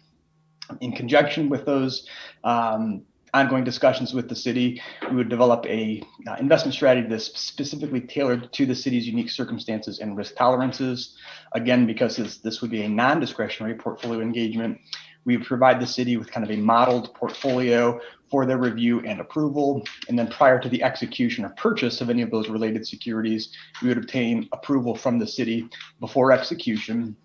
And then consistent throughout our process, our checks and balances to make sure that any of those related transactions in the portfolio are both consistent with the city's investment policy as well as the state code in California. And that process is supplemented by a lot of ongoing discussions and communications with the city, and which is formalized through our very comprehensive reporting platform, which provides a range of very detailed information regarding the portfolio, the individual portfolio holdings within that portfolio. So there's full transparency into from trade execution to settlement within the third-party custody account to a reflection of those holdings and that activity through our reconciled reporting platform. We understand that this is a departure from the city's current approach to investing, and so what we wanted to highlight very briefly is just the contrast between the approach the city has historically taken to the investment of its operating portfolio to that which Public Trust would help supplement as a non-discretionary advisor. And so as this council is aware, the city's portfolio is presently invested in the State of California Local Agency Investment Fund, which is managed by the State Treasurer's Office. LAIF is a very common investment for California public agencies, but unique about LAIF is that it is a short-term investment vehicle. So it provides exposure to short-term interest rates and liquidity at par should the city need to pull money out for really any reason. And that liquidity comes with an opportunity cost of being invested perhaps unnecessarily short-term on the yield curve. And so historically, when we review the performance of LAIF relative to other available strategies that are commonly used by public agencies in California, there is some additional income, some additional return that is available through some very modest extensions of investment maturity. Importantly, that part of the process is crucial in determining how much of the portfolio needs to remain liquid in a very short-term product like LAIF, and how much of the portfolio may be invested slightly longer term. We call that the core portfolio, in higher yielding longer term investments. So distinct from that kind of passive approach the city has historically taken in LAIF, our approach is slightly different in that it is tailored to the city's unique circumstances and risk tolerances. So as I mentioned, we'd spend a lot of time kind of rolling up our sleeves, getting to know the city's cash flow profile and risk tolerances, and then really defining those risk tolerances, which is going to be the blueprint for the investment strategy. And those risk tolerances, importantly, are things like how long on the yield curve is the city comfortable going? What mix of allowable assets per state code is the city comfortable investing in? U.S. Treasury securities, U.S. agency securities, high quality U.S. corporate securities. Those are all very important details that we would be working out with the city to help us get a better understanding of its risk tolerance and develop an appropriate strategy in conjunction with the city. And then very importantly, maintaining that strategy consistently throughout market cycles is really the key to obtaining the benefits of those long-term strategies. And we'll get into a little bit of detail on the historical benefits momentarily. Here, what we've presented is just kind of a graphical representation of that separation of the portfolio into a liquidity portion and a core portion. Again, the most critical theme being that appropriately sizing that liquidity position, making sure that there's enough short-term money set aside to provide comfort to the city in terms of its expected draws on cash over the next fiscal year, with some contingencies for unanticipated either declines in revenues or unanticipated expenses that may arise over the course of the year. But making sure that liquidity is appropriately sized and set aside, and that helps us size and scale that core portion of the portfolio that can be invested slightly more aggressively, a little bit longer on the yield curve to help generate greater returns over time. So on this slide, what we've set forth is just a bit of a historical analysis of some different investment strategies that are commonly used by public agencies both across the country and here locally in California. And we've contrasted the long-term performance of those strategies with other short-term investment strategies, including LAIF as managed by the State Treasurer's Office. And so what I wanted to highlight is the second column over with the heading effective duration. You can kind of think of that as the average maturity of the portfolio. And so you can see that LAIF is a very short-term product by design, carries an average maturity of about 6 months or a half a year. And over the last 20 years, as highlighted in blue, it has provided an average annual return of 1.86% per year for 20 years. And then skipping down one index or one strategy down to the 1 to 3 year Treasury Agency Index. That is a commonly used benchmark and portfolio strategy for public agencies. It is comprised of all eligible U.S. Treasury and U.S. agency securities with terms to maturity between 1 and 3 years. And you can see that that extension in maturity from LAIF at about 0.5 years out to 1.84 years, so slightly longer term, but it has historically provided a return premium of about 80 basis points or 0.8% per year over the last 20 years. And in percentage terms, that represents roughly a 43% increase in the return per year as compared to the short-term product LAIF. And so important in this distinction also is that that strategy is comprised of government-only securities, whereas the State Treasurer's Office, it is short-term, but it also invests in other corporate obligations, such as commercial paper, other banknotes, and corporate obligations, with an allocation of about 25%. And so what we wanted to highlight is that even taking credit risk out of the equation and just extending maturity within the government obligation space, that additional return premium represents, in general, that additional income or yield that is available on those longer-term securities, beyond 6 months out to between 1 and 3 years. So again, the key here is understanding and appropriately sizing the liquidity portion of the portfolio, making sure that's appropriately sized, and then developing that strategy that is consistent with the city's risk tolerances. And that is something that would be based upon a lot of ongoing conversations with staff to determine the appropriate mix of maturities and asset allocations that truly reflects the city's unique circumstances. So we provided this slide as context, not necessarily as a recommendation. We still have a lot of work to do before formulating and formalizing kind of a recommended approach to the portfolio, but just to evidence the return benefits that are available for that modest extension of investment maturity, even within the government obligation space. And in just a couple of concluding comments, the strategy is active in the sense that, number one, it is tailored to the city's unique circumstances. It is not a bond fund. It is not a predetermined strategy, but something that is kind of specifically tailored to the city's unique circumstances. and it is actively rebalanced and positioned to make sure that it always reflects an appropriate balance of risk and return throughout market cycles. And a couple of the variables that we would be working with the city to kind of actively monitor and manage to make sure that reflects an appropriate balance of risk over time is the overall duration or kind of weighted average maturity of the portfolio, the allocation of the investments along the yield curve. So ranging from 1 year out to 3 years, there's lots of ways to position the portfolio to take advantage of changing interest rates. Asset allocation, or the mix of eligible assets per state code, U.S. Treasuries, agency bonds, corporate bonds, other similar obligations, which may be permitted by California state code, which could provide some income or return benefits over government obligations if it was determined appropriate for the city's risk tolerance. And then individual security selection. So it is a very comprehensive and detailed process supplemented by kind of top-down macroeconomic research and our bottom-up fundamental credit analysis done by our independent and proprietary credit research team internally to Public Trust. And so in conclusion, just a couple of concluding comments before I'm happy to take any questions that the council may have. Public Trust is committed to the public sector. This is the only space in which we work. Our clients are all public agencies. Our strategies are tailored to your unique risk tolerances and circumstances. We have a robust proprietary internal credit team that does our own proprietary, again, research on the fundamentals of all corporate or other non-government obligations. Our process is driven by those fundamental prioritized objectives of safety, liquidity, and then focusing on opportunities to enhance the portfolio's return over time. And again, that extension of staff concept that, we're not just a portfolio management team, but we have a depth of other resources that we bring to the table and that we think can benefit the city in many different facets over time. And again, industry-leading reporting capabilities. Our systems are very robust. They're linked to your underlying custody account, and they provide a lot of insight into the portfolio and can be tailored to the city's general ledger accounts to help facilitate a more streamlined kind of financial reporting and financial closing process. So with that, I'll conclude my remarks, and I'm happy to take any questions you might have.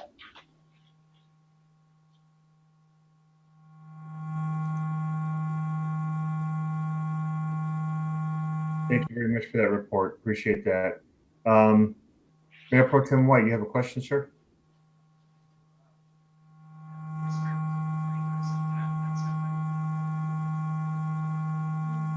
I think we have an issue with the sound. Mayor Pro Tem White, can you try that again?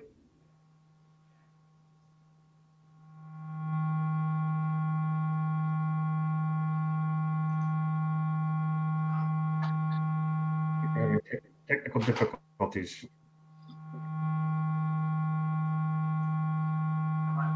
Is that coming from Still not working.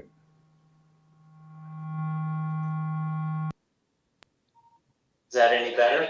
Yes. Okay. Thank you. Sure. Is it Mr. Krieger? Did I pronounce that right? That is correct. Okay.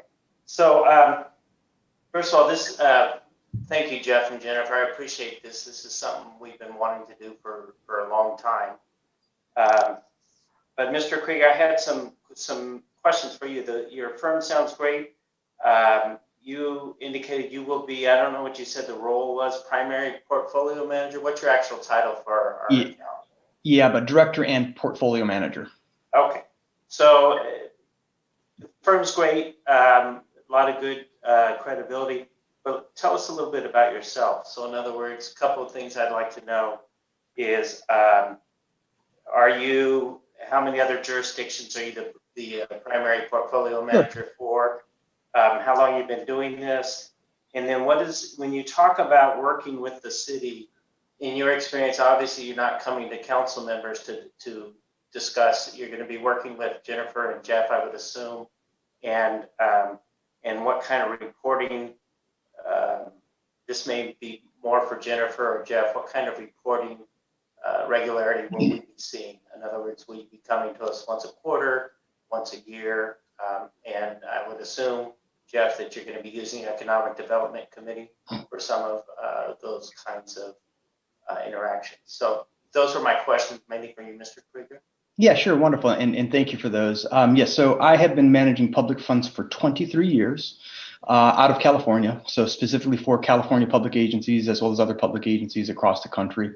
So that experience, that range started in 1998 is when I began in the public sector. I had spent a couple of years, 2 years prior to that, doing credit research analysis and then personal financial planning directly out of college. And I quickly learned that at 22 years old with no personal experience that wasn't a career path that I wanted to follow. So I transitioned to the institutional side and again began providing portfolio management and portfolio management and advisory services to the public sector back in 1998. I've been headquartered in California since that time. And we do have lots of clients throughout the state of California. I closed the presentation, but I think in there we have a subset of some of our clients in Southern California and Northern California, for which I currently provide those portfolio management services. And what that role really is analyzing market conditions, bringing opportunities for investment to the city's and staff's attention for review, for discussing how each of those transactions fits within the context of an overall portfolio strategy, and the discover trade-offs of various portfolio structures. So I've been doing this quite a long time, again, headquartered in California. A little bit of my brief professional background. What was the other component of your question? Well, that's sort of enough about you. And by the way, I tried my own hand at this about 25 years ago, which is why I'm now working with computers instead of personal finance. But I sort of wanted to know, and again, this may come back to our staff, what is the role of when you will be bringing us reports as a council? Sure. Will you be working through Economic Development Committee? Will you primarily be working with Jennifer and Jeff on this? Yeah. So I sort of was looking for that kind of. Yeah, that's a great question. So I can speak a little bit to kind of our reporting schedule. And it's really something that can be tailored to either staff's or the council's preferences. But in general, we provide a minimum of a monthly report. That report contains a summary of all of the assets held in the portfolio as of period end, all of the transactions, if any, that occurred over the reporting period, a range of different kind of transaction schedules detailing any purchases, sales, maturities in the portfolio, a range of accounting information, which would include the earnings of the portfolio over the period, the return of the portfolio over the period compared to a selected benchmark, and really any range of security or portfolio related information that may be beneficial to the city. As I did note, we do have the ability to kind of customize report templates to the city's general ledger to help facilitate their financial closing each period. So that's just our standard monthly report that goes out to all clients that summarizes pretty much every piece of activity and holding in the portfolio over the reporting period. That is supplemented by a quarterly report that again provides basically the same information over the quarterly period, but will also provide some market commentary on things that have happened in the macroeconomic backdrop, in the market backdrop over the period, how we've translated those perspectives into portfolio strategy, the things that we've done in the portfolio, and kind of some forward-looking comments about how we anticipate, expectations evolving over the next, several months and our outlook for portfolio strategy. And that's, again, all supplemented by very close and ongoing conversations with staff in terms of the frequency with which they would like to bring that to the council. I'll let them speak on their own behalf, but we typically see, council presentations on usually an annual schedule is for most of our clients, where we'll come in once a year, give an update to the council on what's been going on in the portfolio, over that period of time. Again, that's based upon my experience with other clients, and I'll let Jeff or Jennifer kind of weigh in with their expectations and preferences in that regard. And real quick before Jeff or Jennifer answer, does Public Trust also receive compensation from the instruments that you purchase? Yeah, no, great question. Our only fee is the investment advisory fee that we charge the city directly. So we don't have any soft dollar arrangements, meaning we're not getting any compensation for directing trades to any broker dealers. We're not involved in no commissions on security sales. The volume of transactions or who we're buying securities from has no bearing on our conversation. There is no additional compensation that we're received in connection with the city's account or any of our clients' accounts outside of the direct management fees that we charge the city directly. Great, thank you. And with regard to our plans for bringing public trust to council and to the finance committee, I think early on a little bit, it'll be more is better. And then as Mark said, I think as we mature and we get more comfortable with this process, I think we will drop back to maybe a semi-annual or annual approach as far as reporting to the council. But early on, I think we're planning on bringing public trust back to the finance committee at least quarterly. We will be having meetings with them at least monthly to go over things. And early on, we'll be dealing with them a lot more than that because we'll be working through the cash flows and the initial investment portfolio. In that initial process, I anticipate we'd have the city manager involved quite a bit as well. So ultimately, I think we'll drop back to a semi-annual or annual to the council. But I think over this first 6 months or so, you'll see them a couple, 2 or 3 times, would be my guess. All right, thank you. Thank you, Mayor Pro Tem White.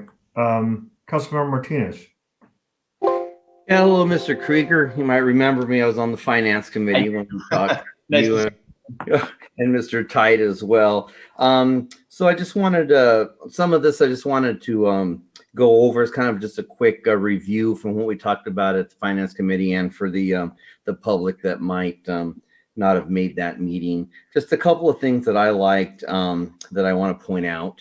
I like the idea that you have local municipalities like San Jacinto and Palm Springs on part of your managing. I think that's helpful for you to get an understanding of the area. I like your experience with California. Of course, your asset management portfolio shows experience. So I'm glad to see that. I'm glad we're keeping the semi-discretionary format that we're currently used. So I'm glad to see that. Of course, the goals and philosophies that you're willing to work with us to make our specific needs. I'm really impressed with that. And, and the overall idea that we want to, retain capital preservation, that's really important to me. I like that you're a private owner. They have no outside or foreign interests involved.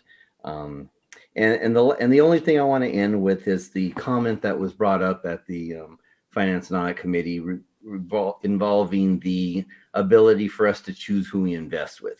If you remember, one of the committee members brought that up and they were concerned about who we would invest with and so forth. And you made a comment. I was wondering if you can just repeat that to reassure the council and for some of the public listening. Yeah, no, sure. That's a great follow-up question. I'm happy to kind of refresh. So I think the question that was raised was, if there were any socially conscious or socially responsible investment preferences that the city may have, either avoiding certain industries or certain companies outright in terms of investments, that those types of ESG, as we call them, or environmental, social, or governance-related considerations are things that we implement at the client portfolio level. So all of those preferences would be noted in your client file. If they were to exist, they would be coded into our compliance management systems so that any prohibited companies or industries were avoided. And on that point, one thing I didn't have time to kind of get into was, we have a trade order management system into which all of your investment policy constraints are loaded. So all of the rules related to your specific portfolio are coded into our trade order management system. And prior to every trade, the system does a pre-trade compliance check to determine if the security characteristics are compliant and if the impact on the overall portfolio is compliant. We can also code into the system those ESG or socially responsible investment preferences as if they're rules. So they're kind of codified within the system, and we would get an alert if there were any proposed trade that violated those principles. Excellent. Thank you for that. And my final comment is just, of course, thank you to Jennifer and Jeff for all your work and time and effort. And that I just want to say I'm really proud that we're having actual resident involvement as well with Mr. Parks and Mr. Genetti. So I'm proud to see that they went into to all this process as well. So thank you. Thank you, Mr. Krieger. Thank you. Thank you, Mayor. Appreciate it. Thank you for that overview, Councilman Martinez. Any other questions from council? If not, I will look for a motion. Councilmember Santos. Yeah, quickly in here. Thank you, Mr. Krieger. I got that. You started in the business 1998, and I just thought, give you the history on the finance and everything. Probably you're young on the 2000, we got the dot-com recession during that period. And our interest rate on that is so high. I mean, when I say high, still low. We're on around 4% on that, and then we hit again on another recession, the Great Recession in 2000. 07 and 09 on that recession period. And now I'm looking on your presentation. I don't know if I'm reading it differently. It says in there that it started you giving as an example of 2012 till now, and the interest rate on that. When I say interest rate, that's including the treasury and everything on that. I mean, if I look on the dot-com era and then until now, the interest rate is still going down. We're so low. I mean, probably you know that you're in the business. What's my point? I mean, on these investments, I got more things in here on the investment. We're looking around 50 million above or below 50 million on this. And right now, we're our treasury is so low. I mean, we're below on the bond itself. I mean, treasury bond, we're 0.01 or not even, on 10 years, we're about 1.18. We're 1.2. Our recession, I mean, not recession, it's our, inflation right now is 1.2, 1.4. It's so low. I don't know how we're going to manage the, the interest in here, interest rate, if the, interests go negative. That's my main concern for the city. I mean, can you give me some viewpoint on your side on this? Yeah, no, sure. So as you noted, unfortunately, my 23-year career in public funds, I was looking at some history this morning. Only 7 of the last 23 years have we had a positive real short-term interest rate, meaning above the rate of inflation. So because of Federal Reserve policies in combating both the dot-com recession, the financial crisis, and now the COVID-led downturn that we've had, real interest rates have been, or interest rates in general have been suppressed by the Federal Reserve's efforts to stimulate the economy by taking interest rates down to zero, to try to stimulate capital formation, lending and investment to reignite the economy.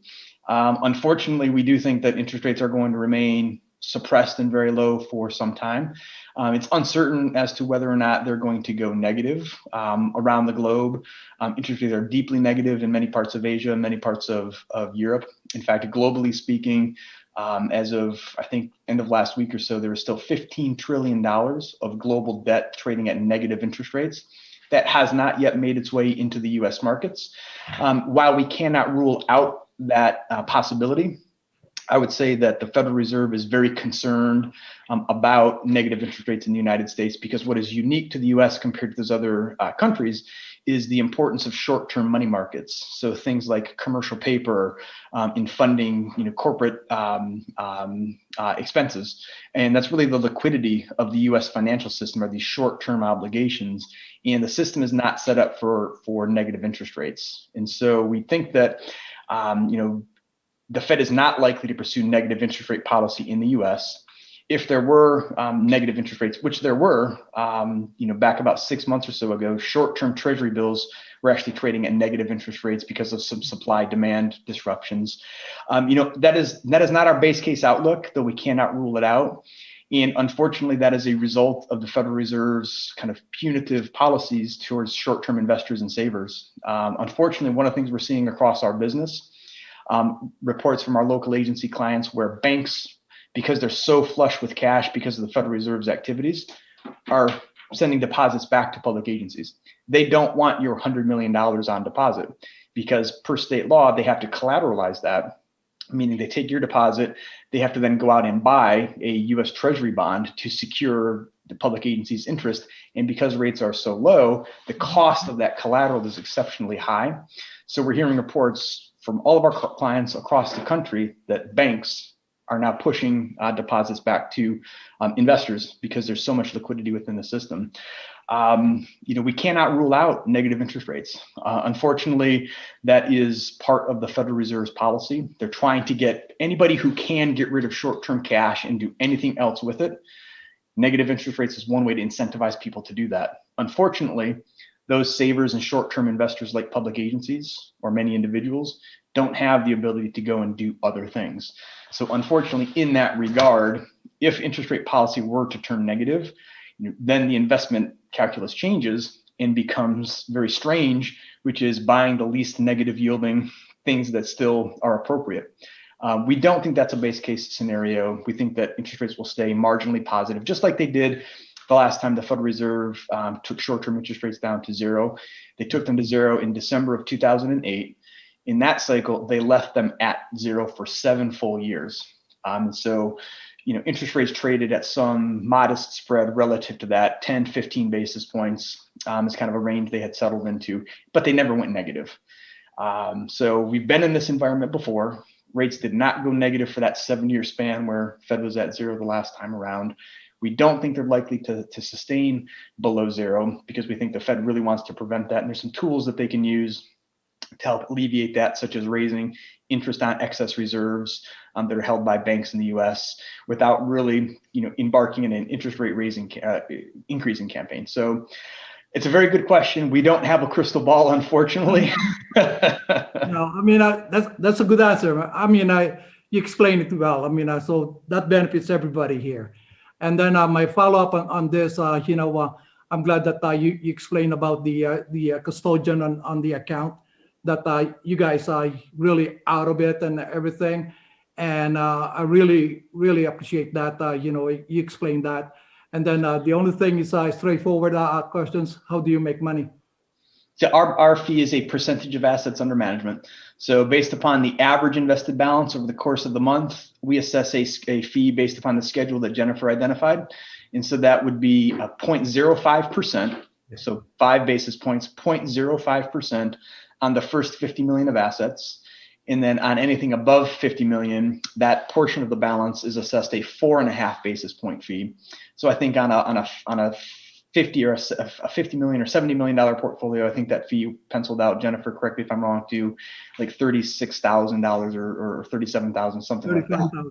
But we've agreed to a cap we've agreed to a cap to our first year fees of $35,000. And I think that would equate on that same balance to something like 4.75% of a percent, so 0.0475% or so.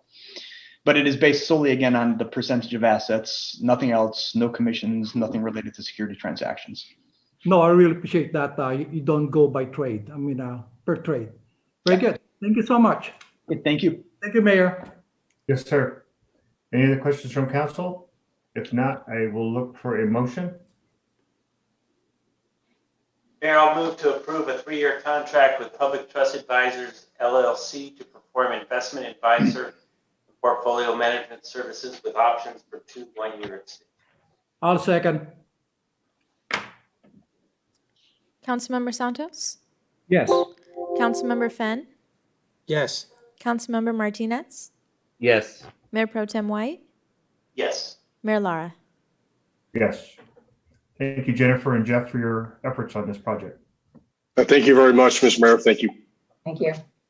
Okay. Thank you, Jeff. Thank you, Jennifer. Members of the council, thank you very much. I look forward to the day where we can get together in person and do that annual update once COVID is over. So thank you for your time. Thank you for your trust in our organization. And we look forward to working with the city. Thank you very much. Okay, thank you. Okay, this brings us to action item number 10, approval of the City of Beaumont legislative platform for 2021. Mr. Wolszynski. Evening, Mayor and Council. Before you tonight is the legislative platform for calendar year 2021. As we go through our legislative session in the state of California that started early in January, staff has been bringing City Council a legislative platform in effort to solidify key principles that the majority or all of the City Council members agree with. I know that as different bills get introduced, there may be disagreement amongst residents, amongst staff, amongst pretty much everyone on as to pro and against certain laws that are being proposed, right? But with the legislative platform, what staff is looking at doing is finding that common ground that is ever so important and solidifying that for the legislative session. And what we do here is we have key principles, and then we create these policy statements or platform statements in which City Council agrees to. And what this allows staff to do, as well as our legislative advocate, which is Towns and Public Affairs, and the League of California Cities, is we provide our lobbyists this legislative platform and said, look, this is the common ground amongst council. This is what the community supports and opposes fundamentally. So if there is a bill that comes out, and as council knows, sometimes there's those gut and amend bills that happen at the 11th hour right before the end of session, and they force a vote very quickly. Having this policy allows our lobbyists in the League of California Cities to know where the city stands on certain issues and advocate for or against legislation that's being introduced. That's not saying that you'll never see something that comes out from a new bill that's being proposed. It's in fact directly the contrary, because we will be bringing City Council legislative tracking list on bills that have been proposed. And then if we have time, typically we will bring City Council a recommendation in terms of oppose or support individual bills as we go through the legislative session. But as I alluded to, sometimes there are circumstances where, based on when it gets amended, when that committee or when each house actually takes action on that bill, there's not time for a city council meeting, or there isn't even time sometimes for a special meeting in order to take action from council. That's really where the legislative policy comes into play. So before you tonight are the key principles that are being proposed. I'm going to not read every single word, but just highlight the key components, which is number 1, preserve local control; 2, promote fiscal stability; 3, support funding opportunities; and then 4, enhance quality of life through adequate public safety. The platform that's proposed tonight consists of 15 different areas in different departments, different forays into public safety, human resources, air quality, CEQA, land use and planning and housing, obviously, general administration, economic development, transportation and public works, and so forth. So that concludes my staff report. As we get into the actual legislative platform itself, the draft has been attached for your review. It reiterates those 4 guiding principles, if you will, and then it takes each category that I alluded to and provides policy statements. So as you can see, for example, the administrative section, which generally deals with the general government legislative actions that come out, or the new laws that affect general government services. You can see 10 policy statements that are being proposed for you tonight. So I won't go through all of them because it's fairly voluminous. There are 73. But if you'd like to, I will go through all of them for you, or we can just go through. And if you have any questions or comments or concerns with any of them, please let me know. And as always, this document, I cannot take credit for this document. This is a work product from every single department here at City Hall. And this is the fruition of all the different department heads and managers working together in their respective professions to provide you with policy statements that they believe in. Thank you very much, Ms. Warsinski. I appreciate that detailed report. Mr. Cole, do we have any public comments? I have no written comments. Carrie, do we have anyone on the line? No callers on the line. Okay, so with that, I will open it up for a council discussion. Mayor Pro Tem White. Thank you, Mayor, and thank you, Mr. Warsinski, for the complete 73 items. I went through each and every one to see if I could pick apart something that I was not comfortable with. And I think it's written in a way that it's very, I'm very comfortable with it. So as soon as the comments are done, I'll be happy to make a motion to approve it. Thank you, Mayor Pro Tem White. Councilmember Martinez. Yeah, thank you, Mayor. So yeah, I went through it and I also compared it to last year's platform. Thank you for sending that on my request. I agree. I think overall it's well written. A few of them that stood out that I liked, the number 33 with the water and the arena number addition. I do like that. And 42 through 44, the local control of the housing and the general planning connection. I really like that added as well. Quick question on the word of monitor. What is it when you use the word monitor? Can you just briefly clarify? Because few of them came with monitor that seemed kind of weak when I read it. But let me hear what you say about monitor first before I make a comment. So typically when I'm talking to you all, or when I'm speaking with Todd or the department heads on legislation that's proposed, I have three options, right? Do we support it? Do we oppose it? Or do we monitor it? Monitoring it, in my opinion, is the middle ground between those two. We're not quite sure if it's good enough to support, or it might be closer to oppose, but it hasn't triggered the criteria where we really think it'll negatively or positively impact us yet, but it's close enough that we want to keep watch on it. Okay, and then at some point, when you do think it has that criteria, you would go ahead and make a decision on the support or oppose, or bring it back to council. At that point in time, we would bring those back to city council, because it doesn't, your policy does not reiterate support or oppose those type of things. So monitor ones, if there's time, we will definitely bring back those, or calling for a special meeting to hopefully get a consensus. All right, and then on number 17, can you just clarify what that? I read it a few times and the verbiage didn't quite appeal to me. So maybe you can just explain it in layman terms there. It says, you see that one, number 17? 17. Okay, I was looking at 70. Hold on. Number 17, maintain the equitable program. Okay, yes. So maintain, that is a new one. So maintain an equitable program for continued disbursement of sales and use taxes, which reflect local impacts on various communities.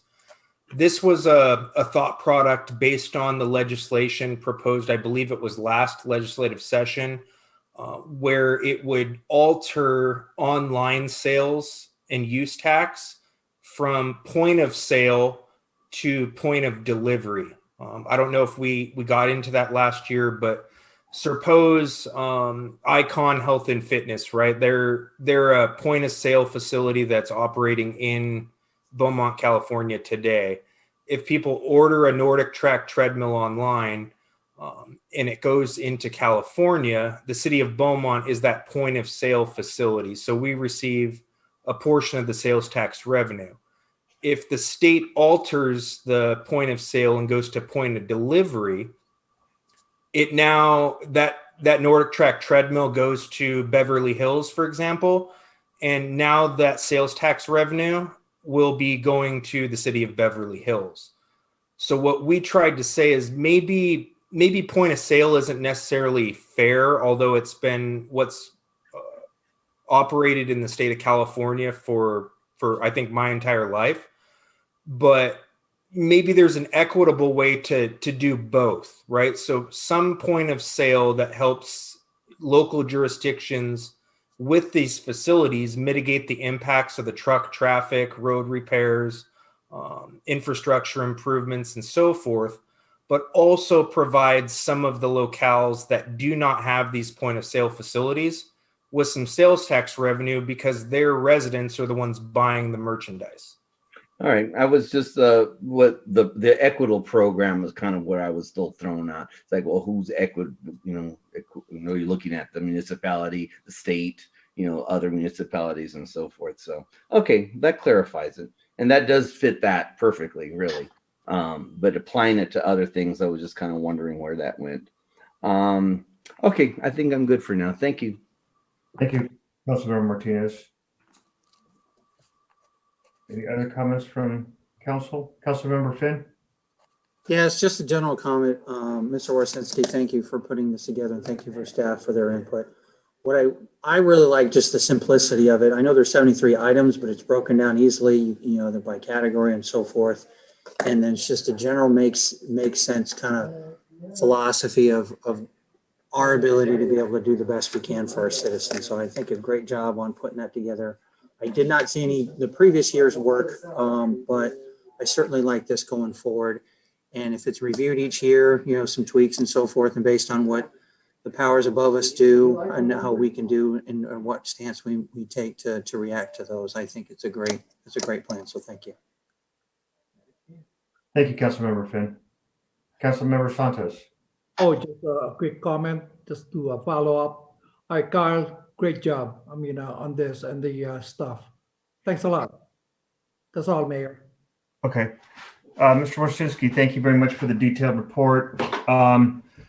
Just where you start looking at, because I know there's a number of housing bills that are coming out this way. I just want to make sure that we're opposing any housing bill that's going to basically circumvent CEQA and our local zoning. I mean, I understand it's needed, but I think it's, what is it, SB 9, the one that wants to put duplexes in regardless of zoning. Those impacts are to those local neighborhoods. So I just want to make sure that, and I believe it was item maybe 38 that I wanted to maybe perhaps add that in. Yeah, sure. And I think that your concerns are valid. While we see a ton of housing bills come through, and I mean, believe me, we need housing in the state. I think that's a given. That's Right. definitely a problem. But in my opinion, I'll caveat it with that. in my opinion, some of the housing bills seek to allow housing to be done in such a way that circumvents or is excluded from CEQA, and also does not take in consideration our city council's general plan in terms of land use designations.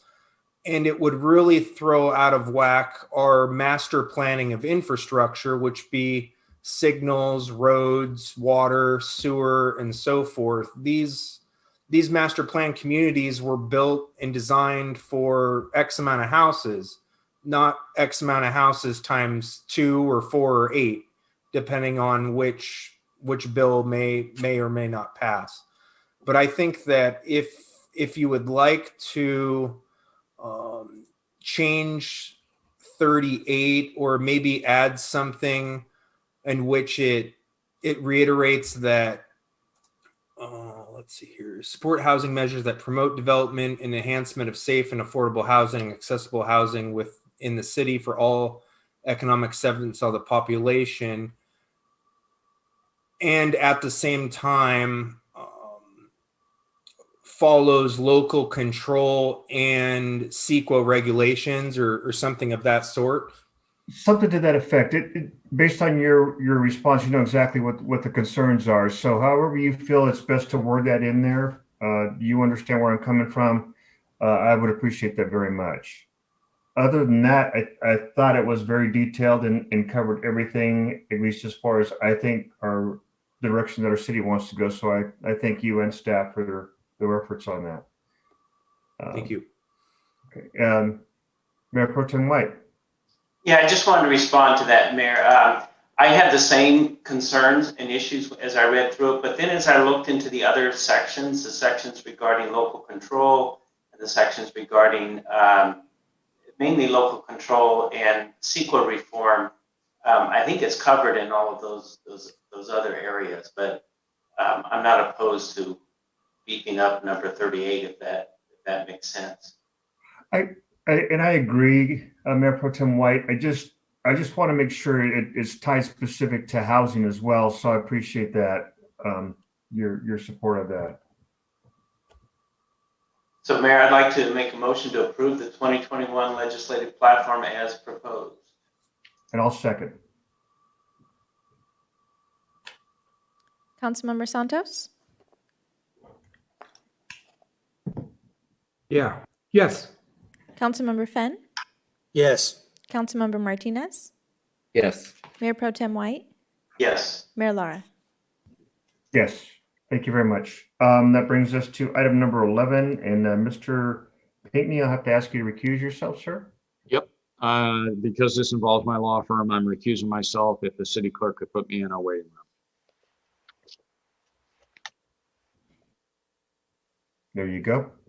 So with that, we have the approval of city attorney invoices for the month of January 2021. Any questions from council or a motion? Mayor, I'll move to approve the invoices in the amount of $78,225. I'll second. Oh, Ah. wasn't sure if you guys were awake yet, so. Councilmember Santos, Yes. Councilmember Fenn, Yes. Councilmember Martinez, Yes. Mayor Pro Tem White, Yes. Mayor Lara. Yes. So we'll go ahead and let John back in, please.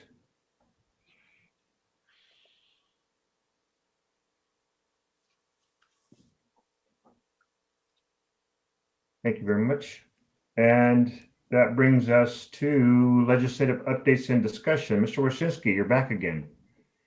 Thank you, Mayor and Council. Before you tonight, I'll go over a brief summary of what's occurred in February of this year at both the state and the federal level. The state legislature is fast and furious in terms of introducing new bills prior to the 19th deadline. So this Friday is the deadline for respective houses to submit bills for consideration during this legislative session. They must sit for 30 days before they can be acted on.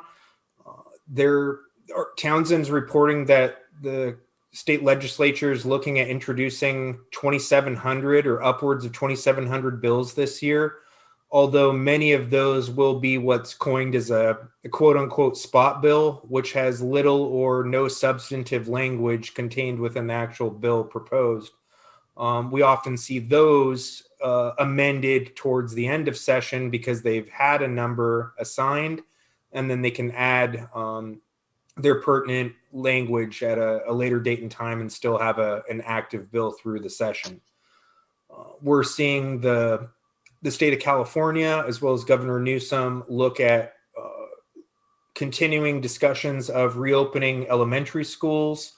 I won't get into that, but I know that if you've been following it, and I'm sure Councilmember Martinez has at the least, there's a lot of discussion in terms of vaccinations, safety protocols, and so forth before the schools can be reopened. And then as of today, there was a rumor in which many of the local counties might be getting out of the purple tier. But the governor did report today that we are seeing the different, is it strains or variants of COVID-19 that have started to show up within the state of California. So the state is monitoring those different variants, if you will, which could pose an issue in terms of the purple to yellow tier system. So we're going to be monitoring that. At the federal level, the phase 5 coronavirus aid package has been debated for quite some time now. What's occurred is President Biden has published or at least presented his American Rescue Plan, and it looks like the Republicans in the Senate may be introducing I wouldn't call it a competitive bill, but maybe a different bill that slants the funding at a different amount or possibly a different way.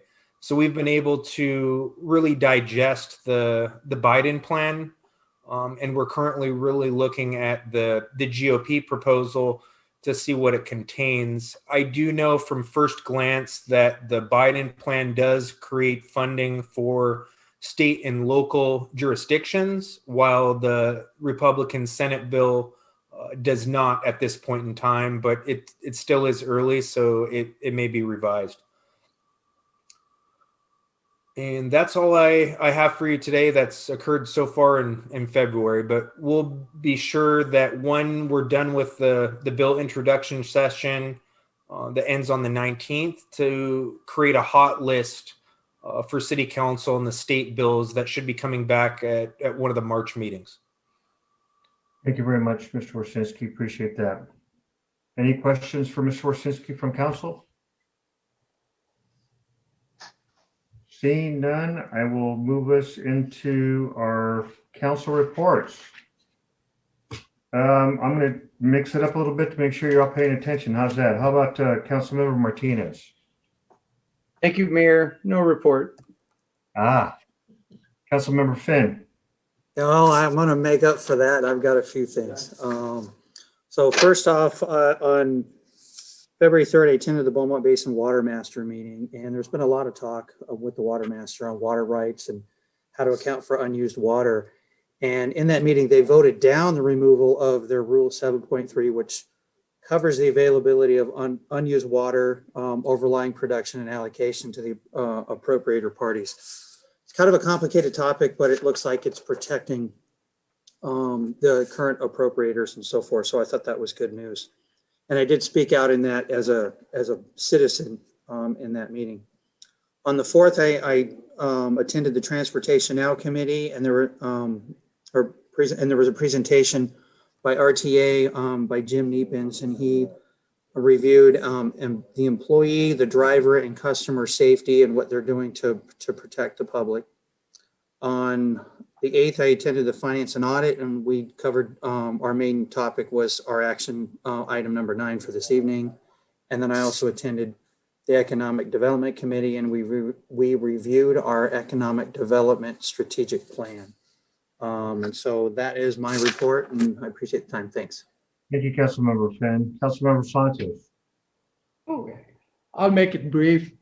On the RTA Board of Budget and Finance Committee, I'm part of it. That's why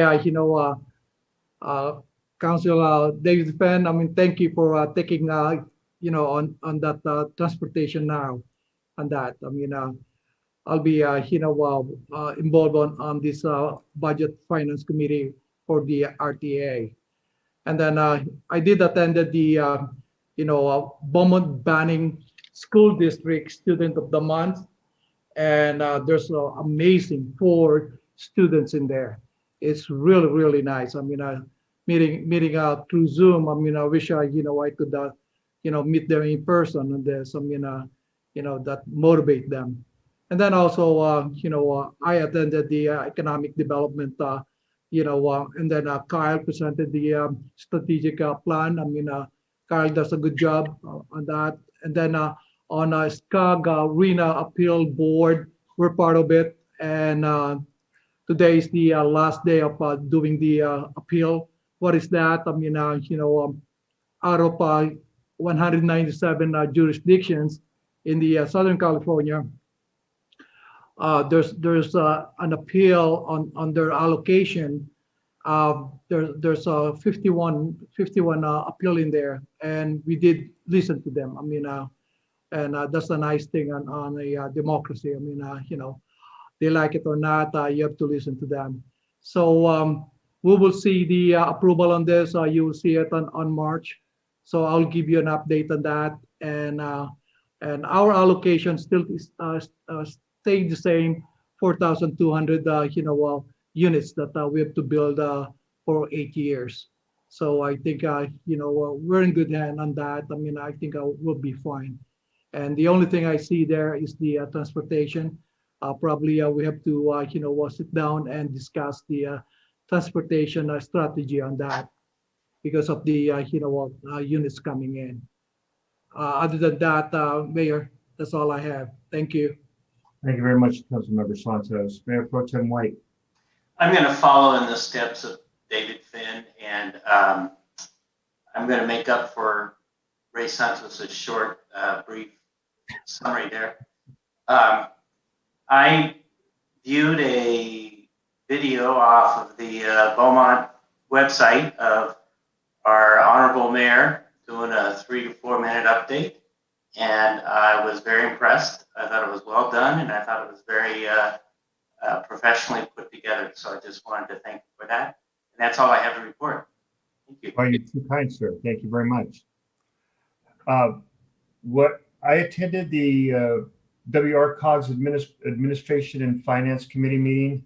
One item that was approved that I thought was an item of interest was the revision of a policies and procedures as it relates to the preference of local businesses anytime that they bid projects out.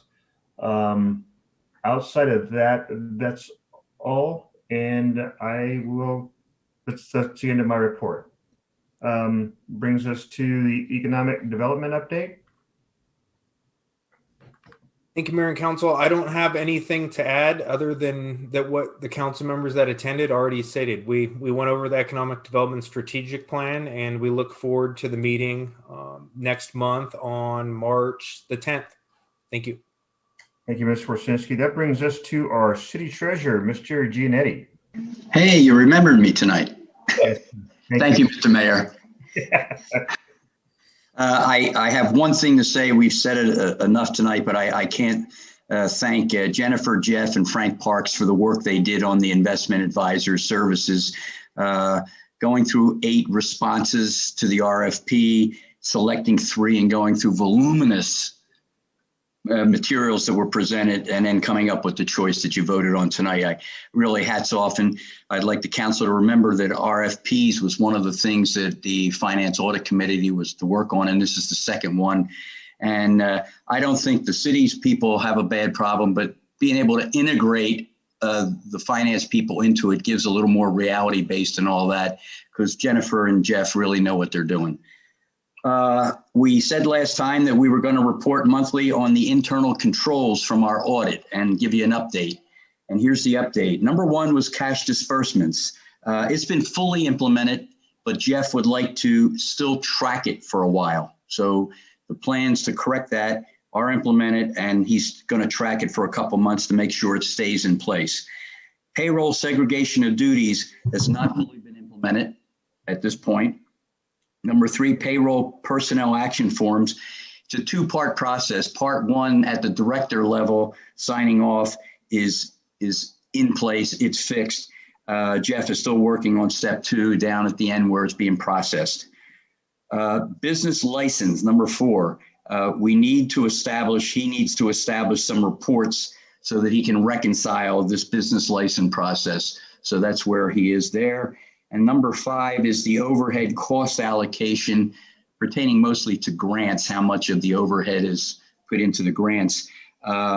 Jeff feels that with everything else on the plate and what's going on, this is something that won't really get involved in until the summer, and we will likely require a consultant to help us with this. And that is my report, Mr. Mayor and Council. Thank you for that detailed report, Mr. Giannetti, and thank you for your assistance on that RFP as well. That brings us to the city clerk report. Good evening, Mayor and Council. I'll make up for Baron Giannetti and say no report. Thank you for that. City attorney report. Nothing this evening. Nothing this evening. That brings us to the city manager report.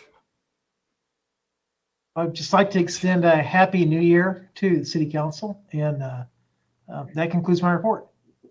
All right. Short and sweet. That brings us to future agenda items.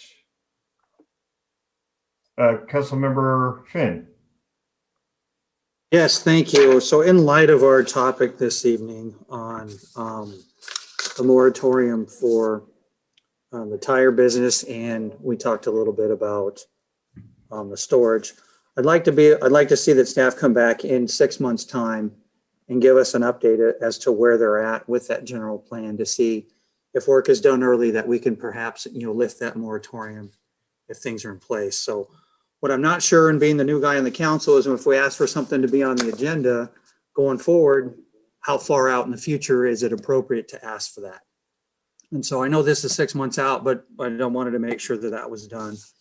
And then my second item, I think it's more in the form of a question, but do we have any type of public safety forum that citizens can come and address things that they see?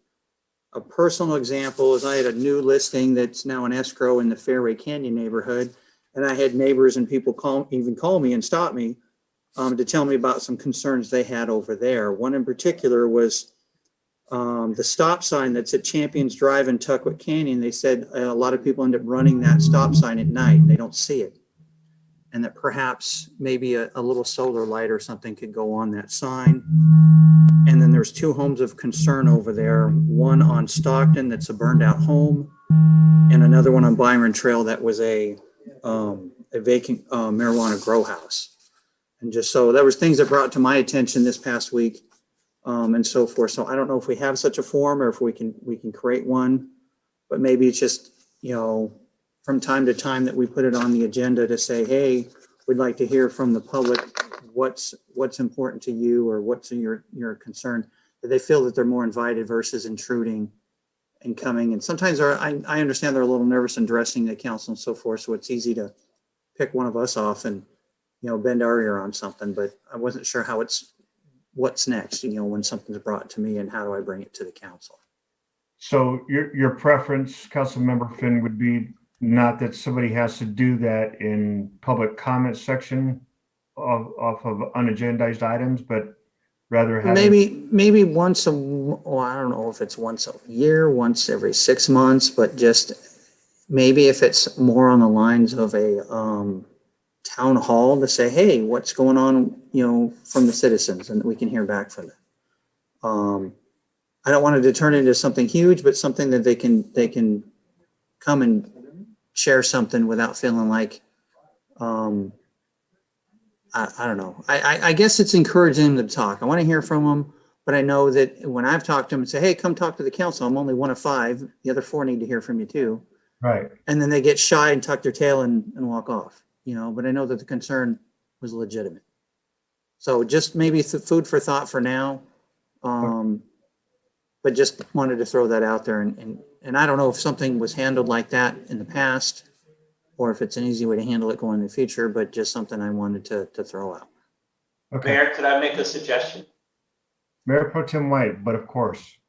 Mr. Finn, I think we could do that as an agenda item for a public outreach discussion.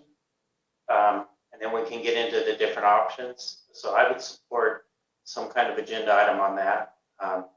I know I have concerns with town halls and how those can be turned into something that we don't want.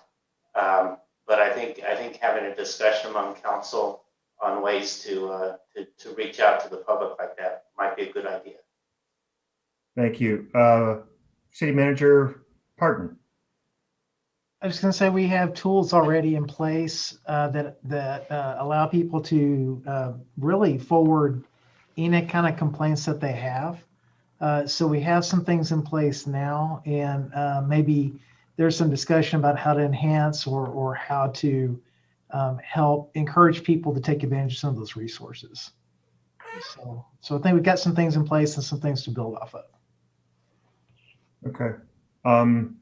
I guess another concern I have is if we have an open agenda item like that, the depth of discussion that can actually take place on something that may not be agendized. Have you experienced any of that, Mr. Pinckney? It sounds like it's more of an extended public comment session. And so if somebody comes in and they raise a topic that's not specifically agendized, then they can make their comment and you can hear it, and then you can decide whether you want to have a separate agenda item in the future on that item. But you're not going to be able to get into a back and forth detailed discussion with them on an item that's not more specifically agendized. And then I also wanted to let Councilmember Fenn know under the council rules that you can request that any council member can request that an item be put on a future agenda. Okay. I think what we would do is to go ahead and perhaps the city manager can reference that in a future agenda, those tools that are available for citizens to reach out. And Councilmember Finn, I'd like the idea that you brought up the other question you had, which was coming back 6 months. In 6 months, I think that gives staff an opportunity to prepare and respond and know that you're going to be looking for that 6 months down the road. So I think that helps staff. My opinion. That'd be great. I appreciate that. And then maybe just, it's like a staff presentation on the public concerns of how to find it, and so forth. And then it re-educates us on talking points and so on so if we're out in the public and say, hey, oh yeah, we just talked about that. This is how you find it. It's how you report it and so forth. So I like that idea that maybe we do it in that where it's a staff presentation versus a town hall that could go sideways. Okay. So thank you. Yes, sir. Anybody else? Okay. Well, before I close, Mayor Pro Tem White touched on a monthly message that I'm going to put out, and I just want to give the credit to Ashley, who's the one who videotaped that and put it together. So thank you, Ashley, for that. And with that, if there are no further questions, I will adjourn this meeting at 8:33. Thank you all very much for your help. All right, good night. Good night.